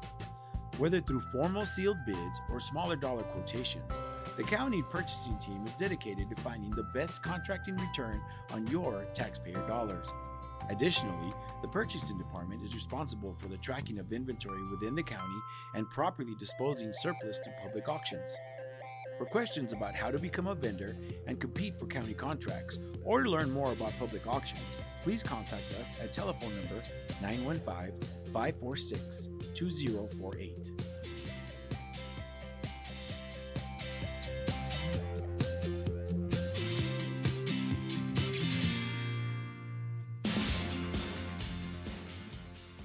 The 346th District Court Judge Angie Juarez Barriz started the El Paso Veterans Treatment Court program in 2012 for veterans and active service members that have been arrested and charged with a felony or misdemeanor criminal offense. To be considered for the specialty court, the statutory criteria includes be a veteran or current member of the United States Armed Forces, including a member of the Reserves, National Guard, or State Guard, and suffer from a brain injury, mental illness, or mental disorder, including PTSD, or be a victim of military sexual trauma, all occurring or resulting from military service. Call Sylvia Serna, Veterans Program Director, at 915-546-2119, or email her at sserna@epcounty.com for any information.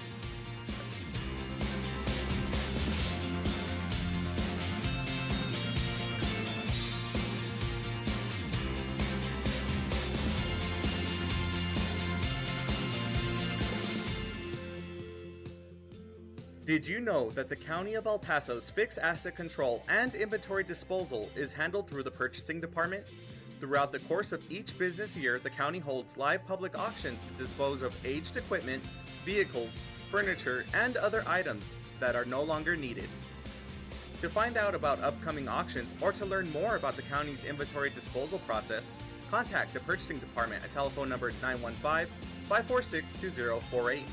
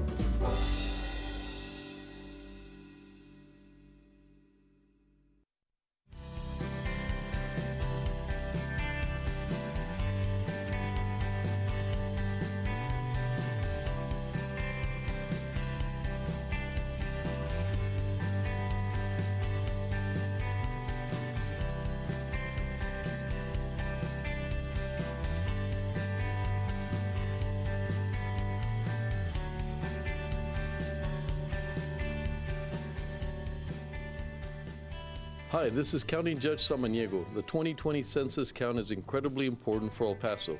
It helps our school, healthcare, food and housing programs get the money they need.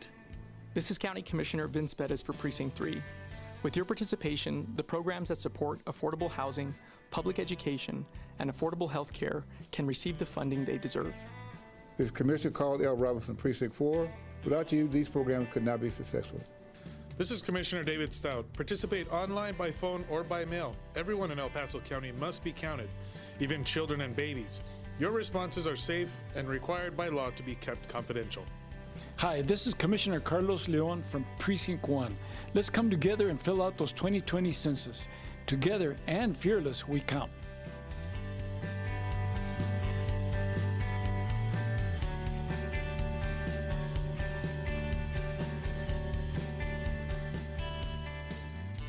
The County of El Paso Public Works Department is offering sandbags at no cost or requirements to the public. The sandbags are outside of the facilities and are available 24 hours a day. The location of the county facilities are the following: the Road and Bridge Fabens Warehouse, located at 1331 North Fabens Street in Fabens, Texas, 79838. The Road and Bridge Canutillo Warehouse, located at 191 Canutillo Avenue in Canutillo, Texas, 79835. And the Road and Bridge Montana Warehouse, located at 14698 Van Lane, El Paso, Texas, 79938.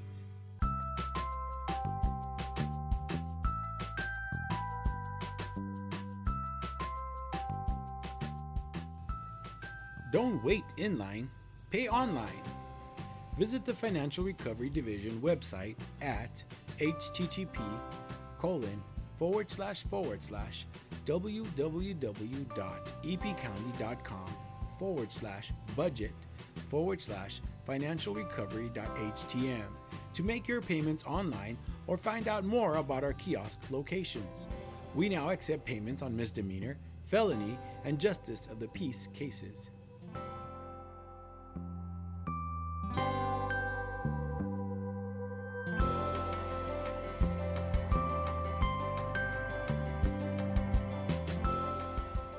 You can now watch Commissioners Court meetings on YouTube. Go to youtube.com and search for El Paso County Commissioners or El Paso County, Texas. Subscribe to our channels to see our latest videos.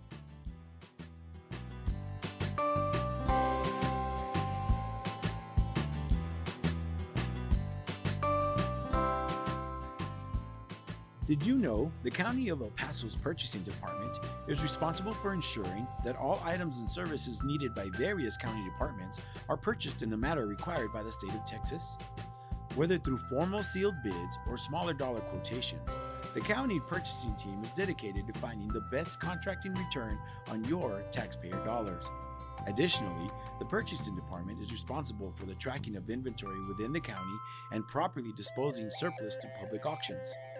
For questions about how to become a vendor and compete for county contracts, or to learn more about public auctions, please contact us at telephone number 915-546-2048.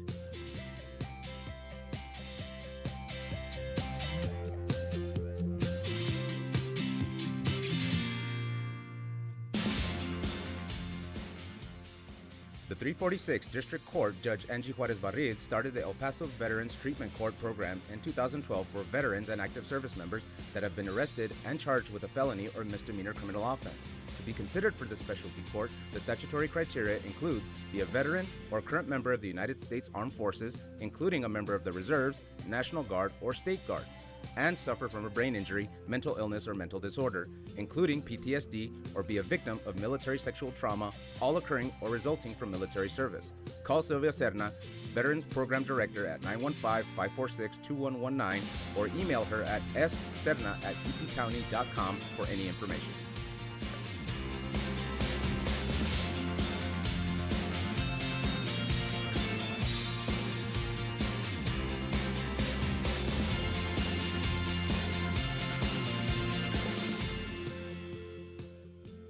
Did you know that the County of El Paso's fixed asset control and inventory disposal is handled through the Purchasing Department?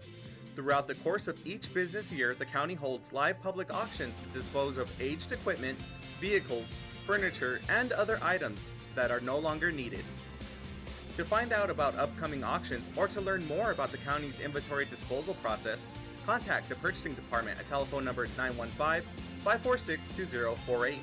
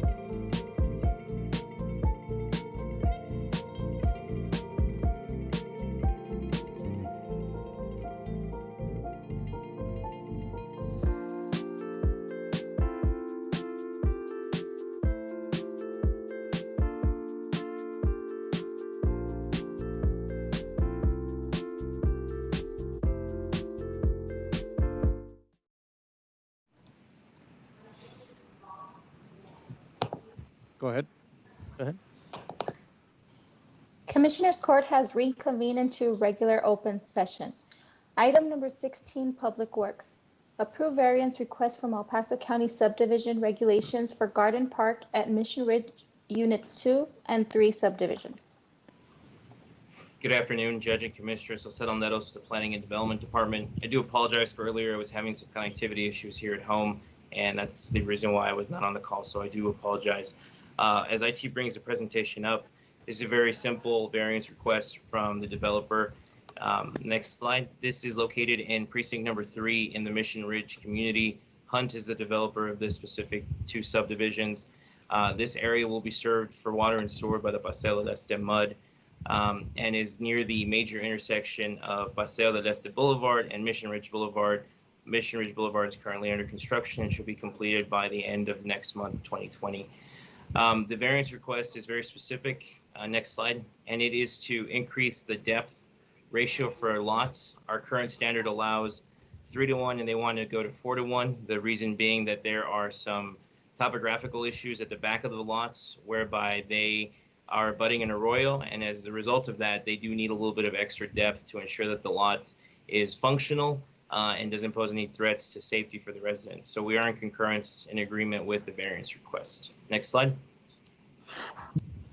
Here is an aerial of Garden Park and Mission Ridge Unit 3, and next slide. And here is the proposed layout. Currently includes 55 lots, so it is a very small subdivision. And then on the next slide, you'll see the area location of Unit 4, which is a larger subdivision at 122 lots. And if you go to the next slide, you'll see the proposed configuration of those 122 lots. So all of these lots all these subdivision lots are over 6,000. The only variance request at this point is to allow the lots that immediately abut the arroyo on the southern boundary to go to that 4-to-1 depth ratio. Next slide. So with that, we recommend approval of the variance request. I'm happy to take any questions that the court may have. Judge, I've got a quick question. Commissioner Leon, please. Yeah, Jose, this is always my concern. In looking at these developments, it seems like they're relatively compressed for the size of the acreage and the number of lots. I take it that on both these developments, there's enough room for emergency vehicles to enter and exit. Yes, sir. In fact, one of the reasons, as you'll see on some of the other variance requests that we have coming before us, that our road width is actually 2 feet wider than that of the city, is because we recognize that the emergency services districts, both 1 and 2, have typically larger equipment than what is seen in the city of El Paso's fire department. And as a result, there's that additional space needed for the roadways. So all of these plans and subdivisions and plats are also reviewed by both ESD 1 and 2, depending on the location. This one is in ESD number 1. So all of that is evaluated, but we have ensured that we have that proper roadway infrastructure in place for first responders to get there in the event of an emergency. Thank you. Motion to approve.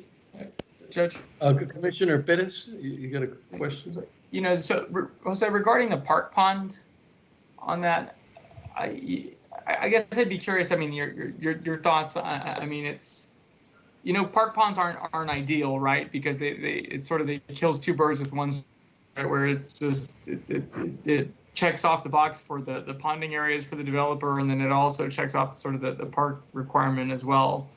I mean, you know, I think park ponds are good in areas where, you know, they've got to build a retention pond anyways, but if they can make it aesthetically pleasing, or if it's off to a corner somewhere and turn it into park space. But I mean, if this is the central, you know, park space for this community, you know, do you have any, I mean, have we ever done that before, where a park pond has sort of been the, you know, the main park facility for the community? So we have seen some. This area, the parks and the stormwater infrastructure are maintained not by the county, but by the MUD. And so really it was their design criteria that was in place, and that's what our subdivision standards point to, that in the event of a MUD being in place that is willing to maintain the park, you know, their standards apply. But we have seen it. It is a challenge to successfully do that. The city of El Paso went through a pretty rigorous process to try to develop protocols in place for that type of development, and had some success, but had a lot of challenges as well. The one that we saw it in was actually in the Summer Sky subdivision, which is off of East Lake in Darrington, where the developer is proposing to create a ponding area, but the way that it was graded, it was going to create an amphitheater type setting. And so we were involved in that design because we will be maintaining that park facility, and that was a variance request that had come to the court last year. So there's different ways to accomplish that. I mean, you generally, park ponds should be a little bit larger in size than smaller, because that allows them to distribute the stormwater over larger areas, which ensures that there's not this just big hole in the ground that can flood and become unusable during the times of rain events. And a really great example of how large these ponds or these parks can be is in central El Paso near the University Medical Center campus. That area that was under the interstate that used to be homes that was bought out by the city was turned into soccer fields. And so you can start to see that even though it's a larger, more central type park that draws a more regional approach, there's still some room to accommodate for that stormwater in addition. But Hunt generally has maintained more stormwater in their ponds than they are required to do so. And so the introduction of this, we felt, was also in line with just the approach that recent Hunt development has taken in terms of stormwater mitigation and retaining more than what they need to for runoff.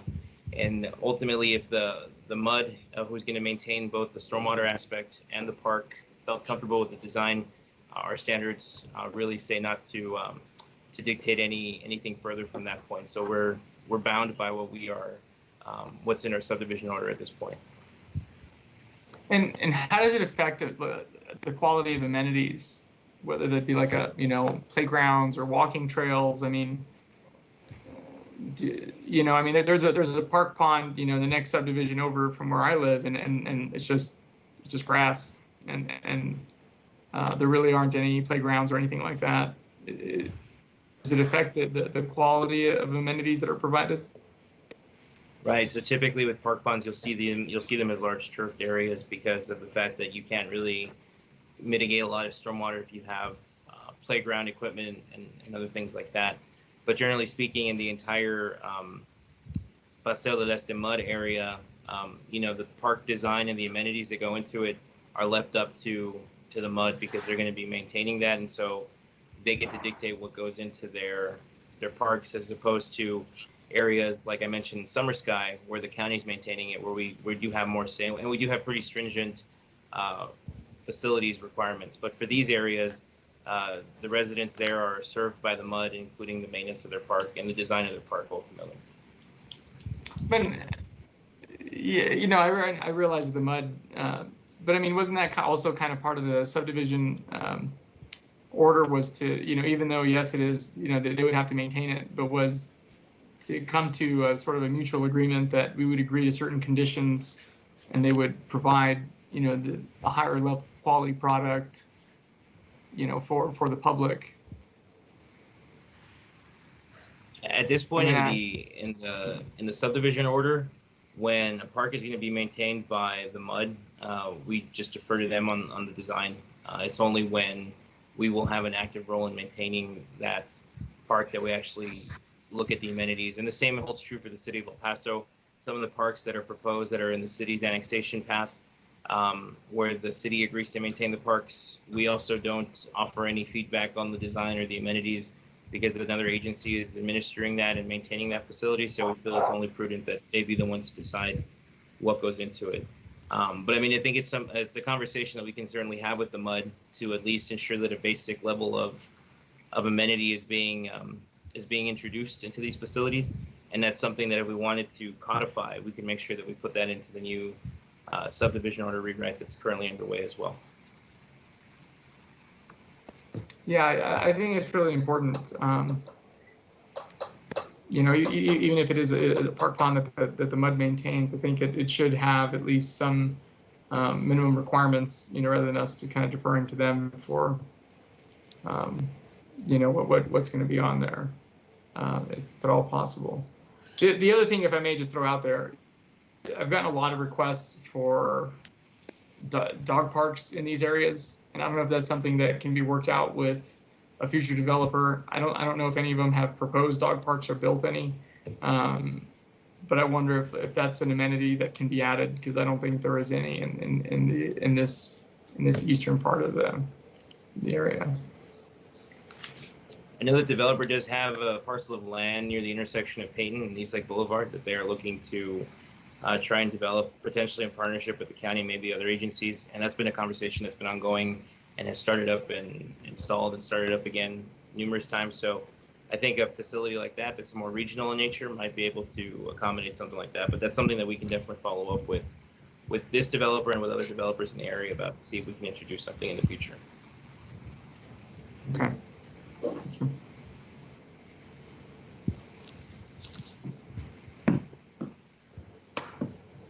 Jose, I just wanted to comment on, I think we're getting better, but I still think we're still like someone requests something and then we adapt to them, we make adjustments, and you know, I look forward to where we had a conversation earlier this morning on, you know, things that they request that we should be doing in a blanket or a standard way of doing things. And so, you know, when we go into our budgets, I would like to see more of, you know, what are the things that we need to do that anticipate the growth, that anticipate what's happening or what people are requesting or how developers are acting now with changes, and that we're sort of a little bit of ahead of, instead of them coming and saying, we'd like to do this, and then you come to Commissioner's Court and say, okay, we'll make that adaptation, that we begin to look at what is it that we need to do in a general sense of all the unincorporated areas so we could be more successful and not have to sort of, you know, pace ourselves or stop the progress because we now have to come to Commissioner's Court. And then I hear a lot of that already happening, but I think I'd feel more comfortable to hear from a presentation from you and Public Works on what are some of the general things that we need to change that used to be different. Even some of the comments that Commissioner Perez just made about, do we take into consideration the dog park? Do we take into consideration that a ponding affects our way to have a trail, or, you know, all of these things? I would rather have that discussion prior than addressing each one of them as they approach us. So it's not a criticism. You guys have done a tremendous amount of work, but I still feel that there should be a discussion on what should we anticipate as to how, as the county, do we provide more standard things that people are now aware of and not have to bring them up every time that something new comes up. So anyway, I would like if there's an opportunity to put something together about what you believe would make us more progressive and then make us sort of update or the way we handle developers in every respect. Yes, sir. Yeah, we'll be happy to put something together. And just for the court's information, so the variance request typically is because that is the tool that the court put into place in 2014 to allow the county to require amenities that it otherwise does not have the statutory authority to require. So even though it's a variance and it seems a little bit like we're not anticipating the needs of the developer, the policy that was put into place in 2014 was to give developers a consistent plan of action so they know if they met certain criteria for amenities, they would be approved a variance request. But just because of the way the statute and the subdivision order are written, it still does need to come before Commissioner's Court.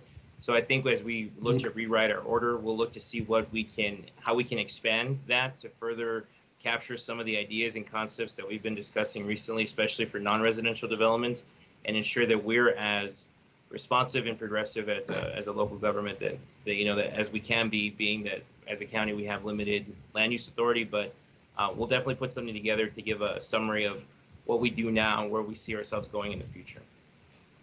Thank you, Jose. And I have a tremendous amount of confidence in you and Public Works, and so I know that if we look at, you know, what does the future look like, I think we're going to be extremely placed in a way that that will encourage, more development, that will encourage people understanding what they can and cannot do, and not that concern of if it goes to court, is it going to pass at that point in time? So yeah, whatever you could expand that becomes more of a standard than it does an approval from us, I think would be very helpful to everyone concerned. So thank you, Jose.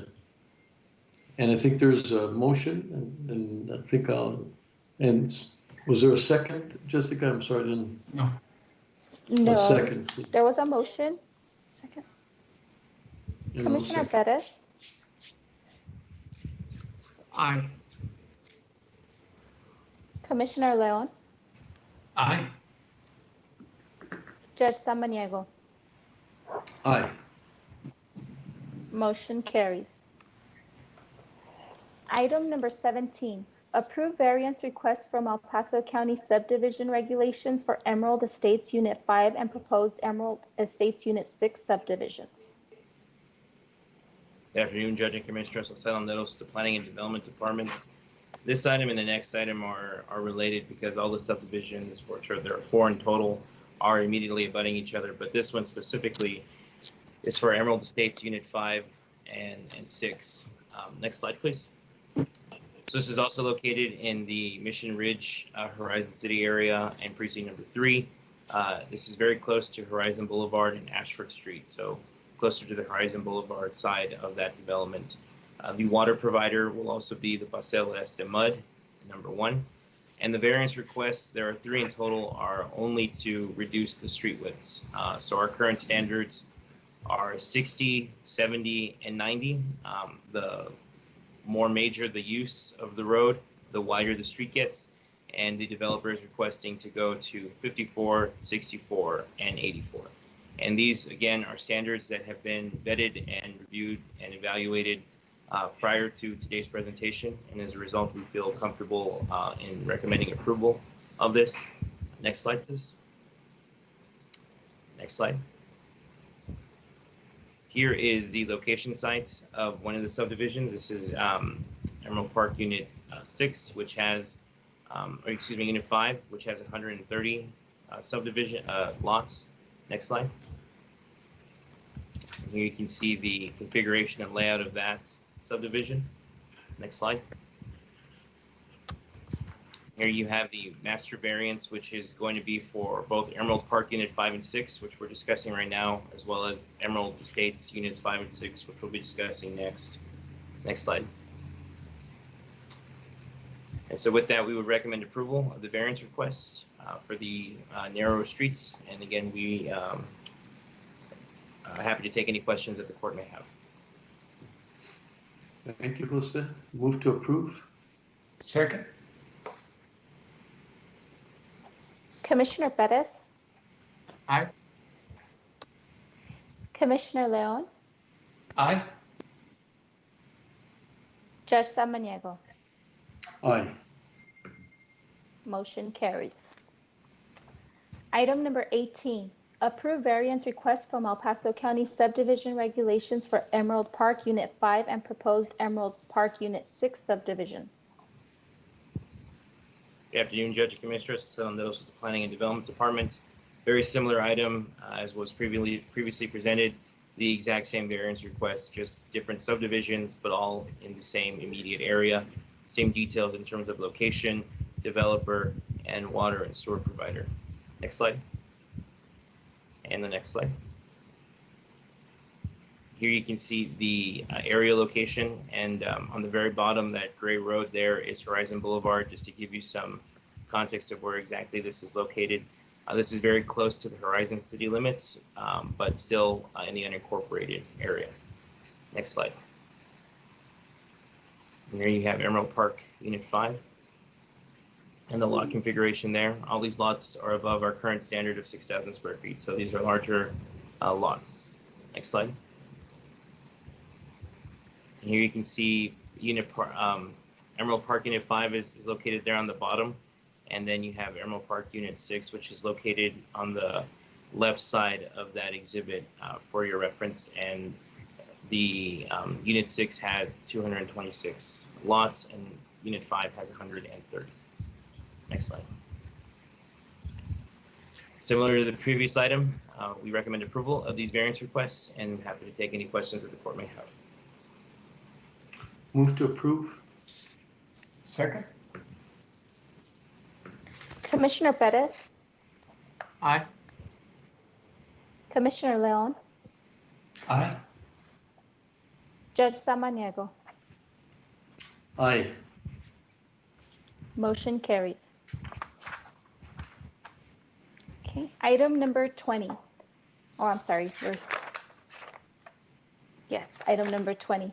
Approve and authorize the county judge to sign the interlocal agreement with the Camino Real Regional Mobility Authority for engineering services for the design of the Tornillo North and South Sidewalk Shared Use Path in the amount of $550,377.65.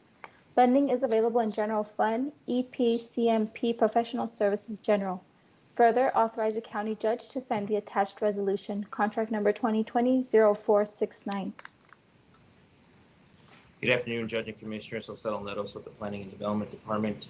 This item before you this afternoon is related to executing an agreement with the Regional Mobility Authority, or the RMA, to allow us to begin design work on the Tornillo North and South Sidewalk project, and the amount of that is just over $550,000. These funds were appropriated and designated in the FY20 budget, and they were actually appropriated at an amount of about $730,000. So we are seeing a pretty significant reduction in the scope of that work. To give the court some context of why this is coming before you today, last summer in 2019, the county applied for to the Texas Department of Transportation Alternative Set-Aside Program, which funds locally sponsored bike and pedestrian infrastructure projects in communities less than $200,000 or areas that are not in the census-designated urbanized area. And so here in El Paso County, there are only 2 communities that are ever eligible for this funds, and those 2 communities are Tornillo and Fabens. The court recalls that we currently have a project under construction in Tornillo to construct a shared use path that provides connectivity to Coyote Park in Tornillo. That was funded out of a previous funding cycle for the same grant. The project that's being proposed to get started on with the design now is for priority 1 sidewalks, which would ensure that local residents and children have access to their neighborhood centers, the park, and also educational facilities like the schools, both the intermediate, the high school, and the elementary school. And so we initially divided this project up north and south of Alameda to ensure that we had a competitive advantage in submitting our application. After it was reviewed by TxDOT liked the project as a whole, so we were awarded that amount, and that award was made at the beginning of this year. And now that we have that award in place, we would like to begin on the design for that project. The project is scheduled to begin construction in fiscal year 22, but we still have an environmental process that we have to get through and follow the federal design process, which will take us some time to get there. At this point, it's also important to mention that we are working with TxDOT to ensure that the design that we are going to be engaging in now and the costs we will be incurring will count towards our local match for this program. That is something that is specific to the Transportation Alternative Set-Aside Program, is that local governments that are within an economically disadvantaged county, which we are eligible to have their design costs contribute toward their local match. So we would not have to contribute a local match at a later point. It would all be covered by the design work that we are incurring today. So we are asking for the court to authorize us to execute this agreement with the RMA, which would allow us to begin design work on the construction of about 3.2 miles of new sidewalks and about 1/10 of a mile of a shared use path for the Tornillo community. All the project will include driveways, ADA ramps, and some illumination. And we would ask for the court's favorable consideration. And I'm happy to take any questions that the court may have. Thank you, Jose. Excellent project. Move to approve. Second? Commissioner Perez, Aye. Commissioner Leon, Aye. Judge Samaniego. Aye. Motion carries. Thank you, Judge, Commissioners. Hope you all have a safe and lovely evening. Item number 21, with the correction from the County Attorney's Office, discuss and take appropriate action to authorize El Paso County's designated representatives to begin negotiations with El Paso Water on the operation and maintenance of the East Montana water system. Additionally, authorize the county judge to sign the resolution, opinion number 200656. Good afternoon, Judge, Commissioners. Norma Rivera Palacios with the Public Works Department. We are requesting the court's authorization for Public Works staff to work with El Paso Water to analyze and make recommendations on the operation and maintenance of the East Montana water system. They are the experts, and this would allow the Public Works Department to continue to apply for grants to provide first-time water to the county residents who are currently doing without these basic services. We're requesting the court's favorable consideration. I'll be glad to answer any questions the court might have.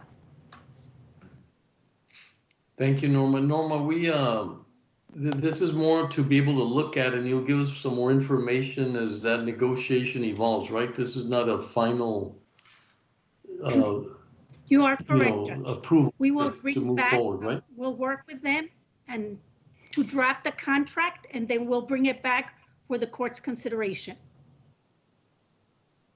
Yeah, this is a very important move, and I think we need to make sure all our ducks in a row and everything. But, we've been discussing this for some time, and I think we're at that point where we can make it happen. Some of the barriers that existed seem to have been taken away, or at least addressed. So I think it's going to be a good project, but I'd like to see the actual end result. So this is more of moving in that direction and gives us an opportunity to revisit.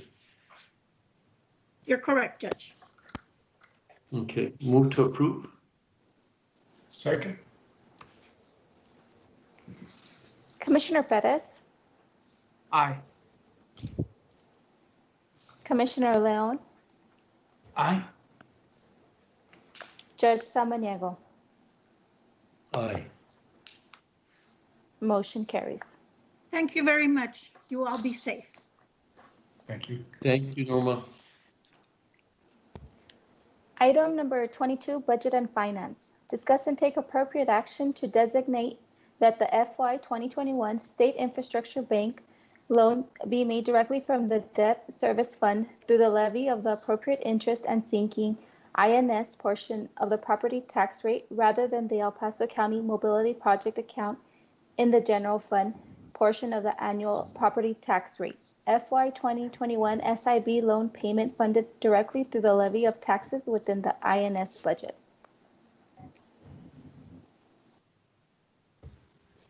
Good afternoon, Judge Commissioners. Wally Hargrove from the Office of Budget and Fiscal Policy.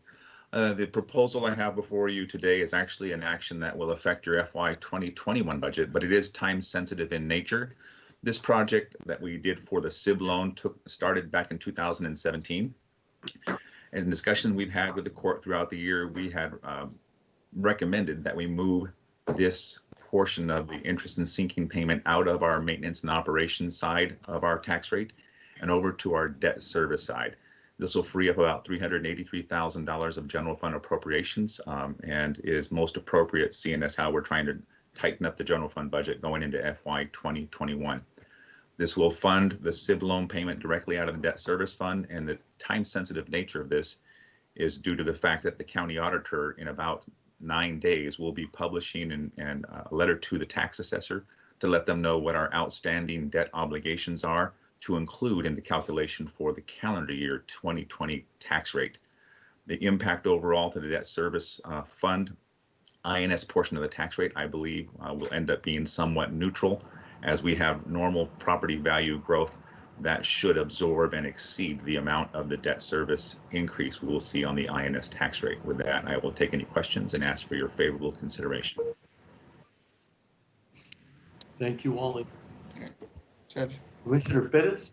I just again to point out, as I think we should every time that we're in this situation, Again, this is a consequence of a state law that limited local government's ability, on taxation, and it's not without consequences. It was just this thrown out there as that this was going to magically bring down everybody's taxes, but these are the types of things that local governments are going to have to do is find other ways to finance important projects.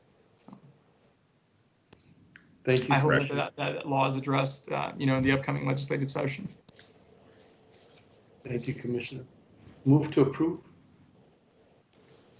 Second. Commissioner Perez, Aye. Commissioner Leon, Aye. Judge Samaniego. Aye. Motion carries.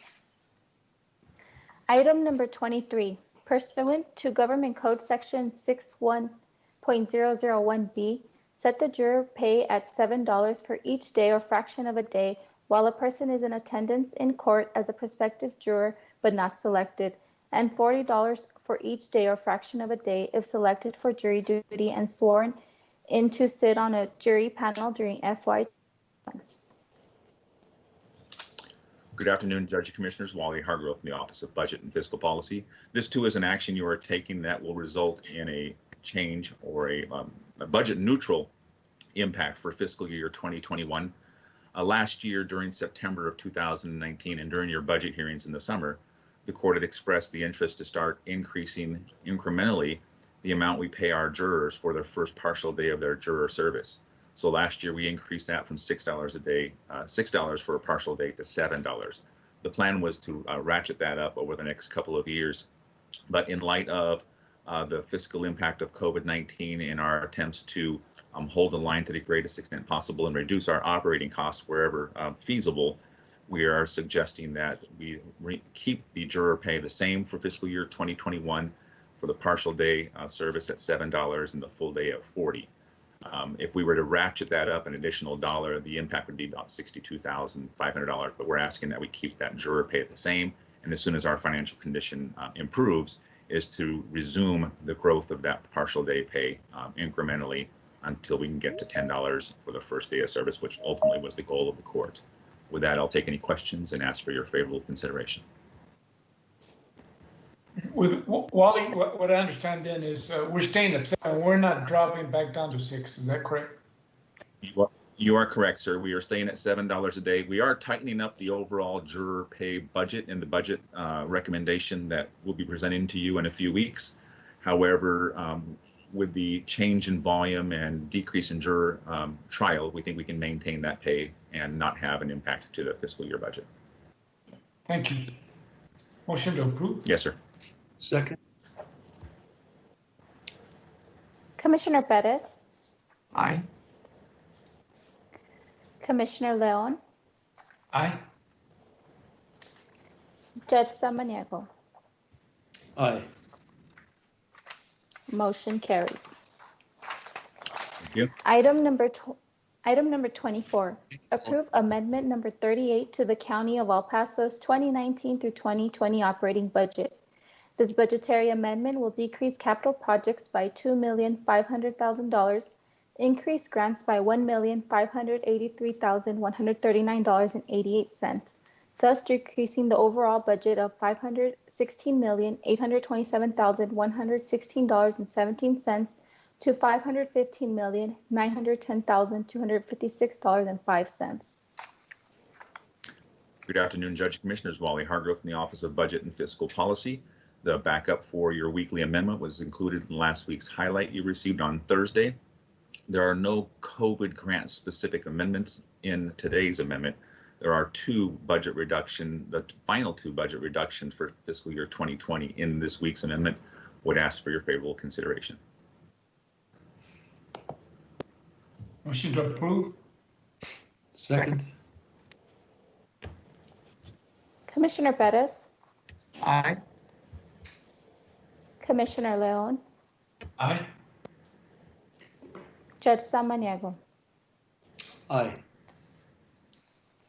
Motion Thank you very much. carries. Stay safe, everyone. Thank you, Wally. Okay, Judge, would you like to go ahead and go back to item number 9? Yes, please. Discuss and take appropriate action regarding El Paso County's preparation and response for COVID-19.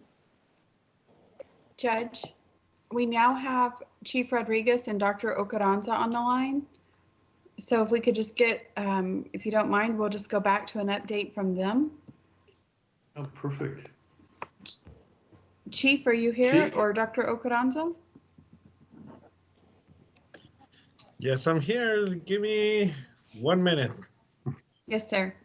Thank you. Thank you.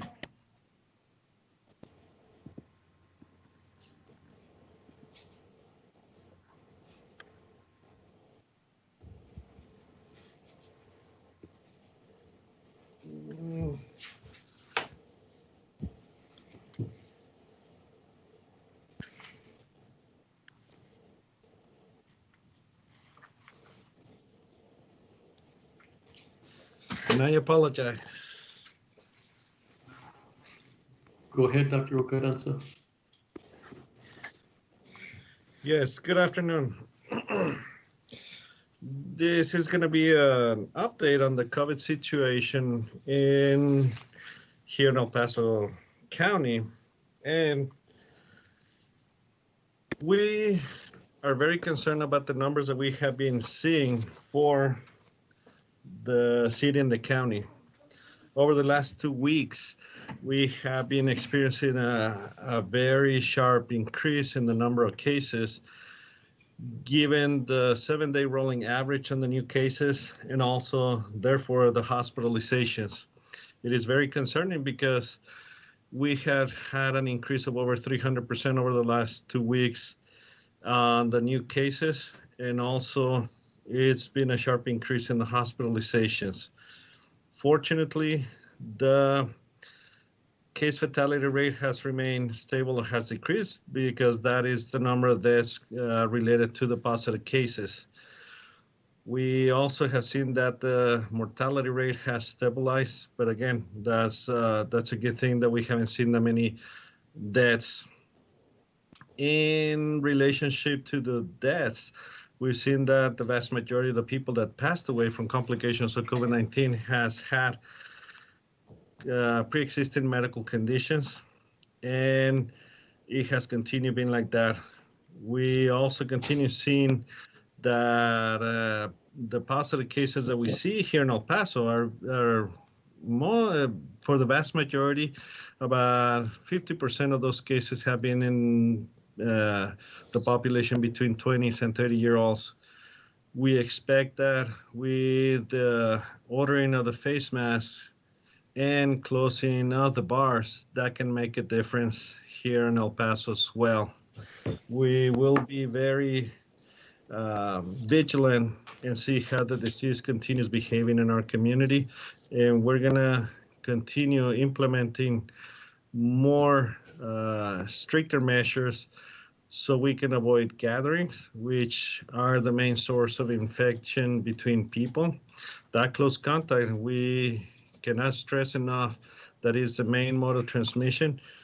And now that the people should be wearing face masks in public and also in the businesses, we'll continue also enforcing the wearing of the face mask. There has been some studies that are very favorable in regards to the slowdown of the transmission rate when most of the people wear, or all the people wear, the face mask besides the social distancing. We need to remind the public that wearing the face mask is not a substitution of the social distancing. So even we need to keep reminding people that gathering, even if it's among people of the same family, even though it's extended family, that can also lead to an increase in infection. And it only takes one person to bring the virus to all those gatherings to infect, especially those vulnerable ones. And we have had some instances that can account for that. We have been working diligently with the correctional facilities so we can improve in their planning, and we are giving them support also for the testing. And we're very happy that the infection that there has had in these correctional facilities hasn't become a bigger problem. We continue doing testing on the nursing homes and also have continued doing testing on the assisted living facilities, which are also those facilities that care for the elderly.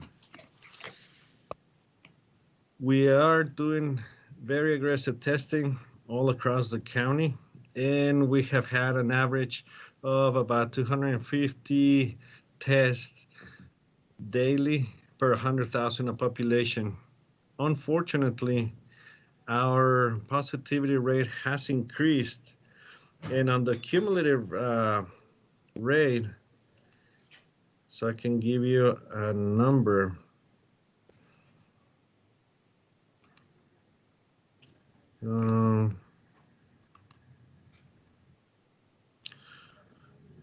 On CDC week number 27,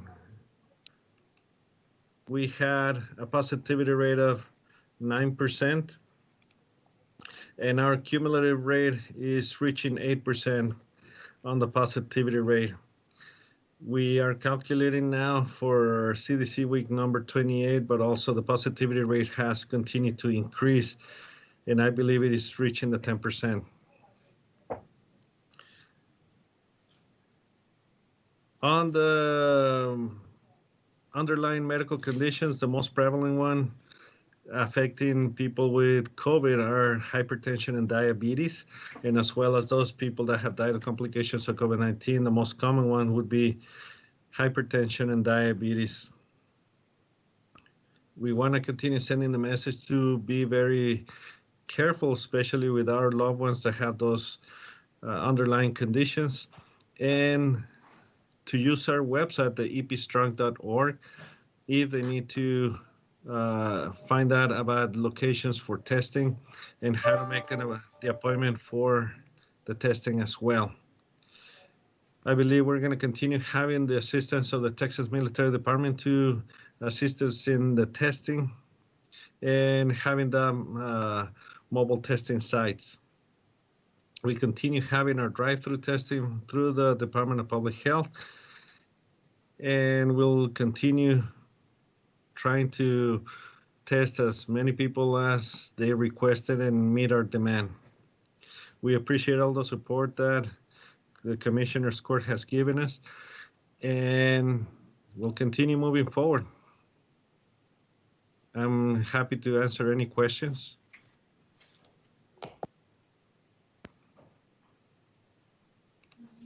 Judge, you're muted.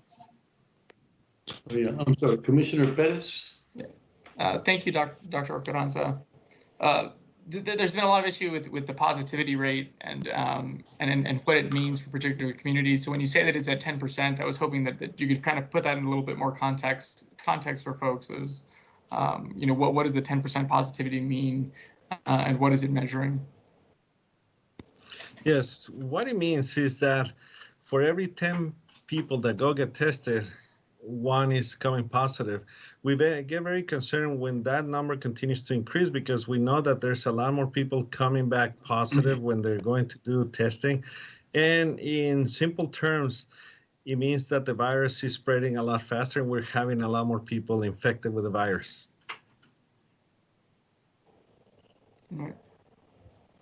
And our positivity rate, when compared, I guess, to other communities, there's been other communities that have experienced, much higher positivity rates, but generally, when you're reaching 10% positivity rate, that's an indication of greater community spread, I guess. Yes, sir. Yes, and there's some communities that have reached 20, 30%. We're fortunate to still be at the 10%, but we don't like to be about the 10% of the positivity rate.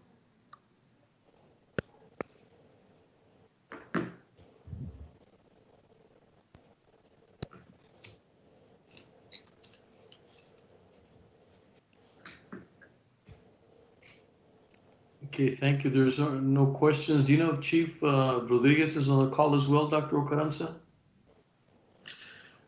He was gonna try to be, but he was having problems with the connectivity. Okay, and you pretty much addressed some of his situation, right? The testing and so forth. So. Yes, sir. And he says his apologies also for not being able to be in the meeting. No, I know how busy he is, and both of you. So thank you very much for both of you, and we'll just be in touch. Thank you, Dr. Ocaranza. Thank you, sir. And I'll be happy to continue assisting you and answer any other questions. And also, thank you for Commissioner Perez for participating in the task force. It has been very helpful and an invaluable asset. I agree. Thank you. Betsy, go ahead. I'll take it back to you. Yes, sir, Judge. That concludes this item.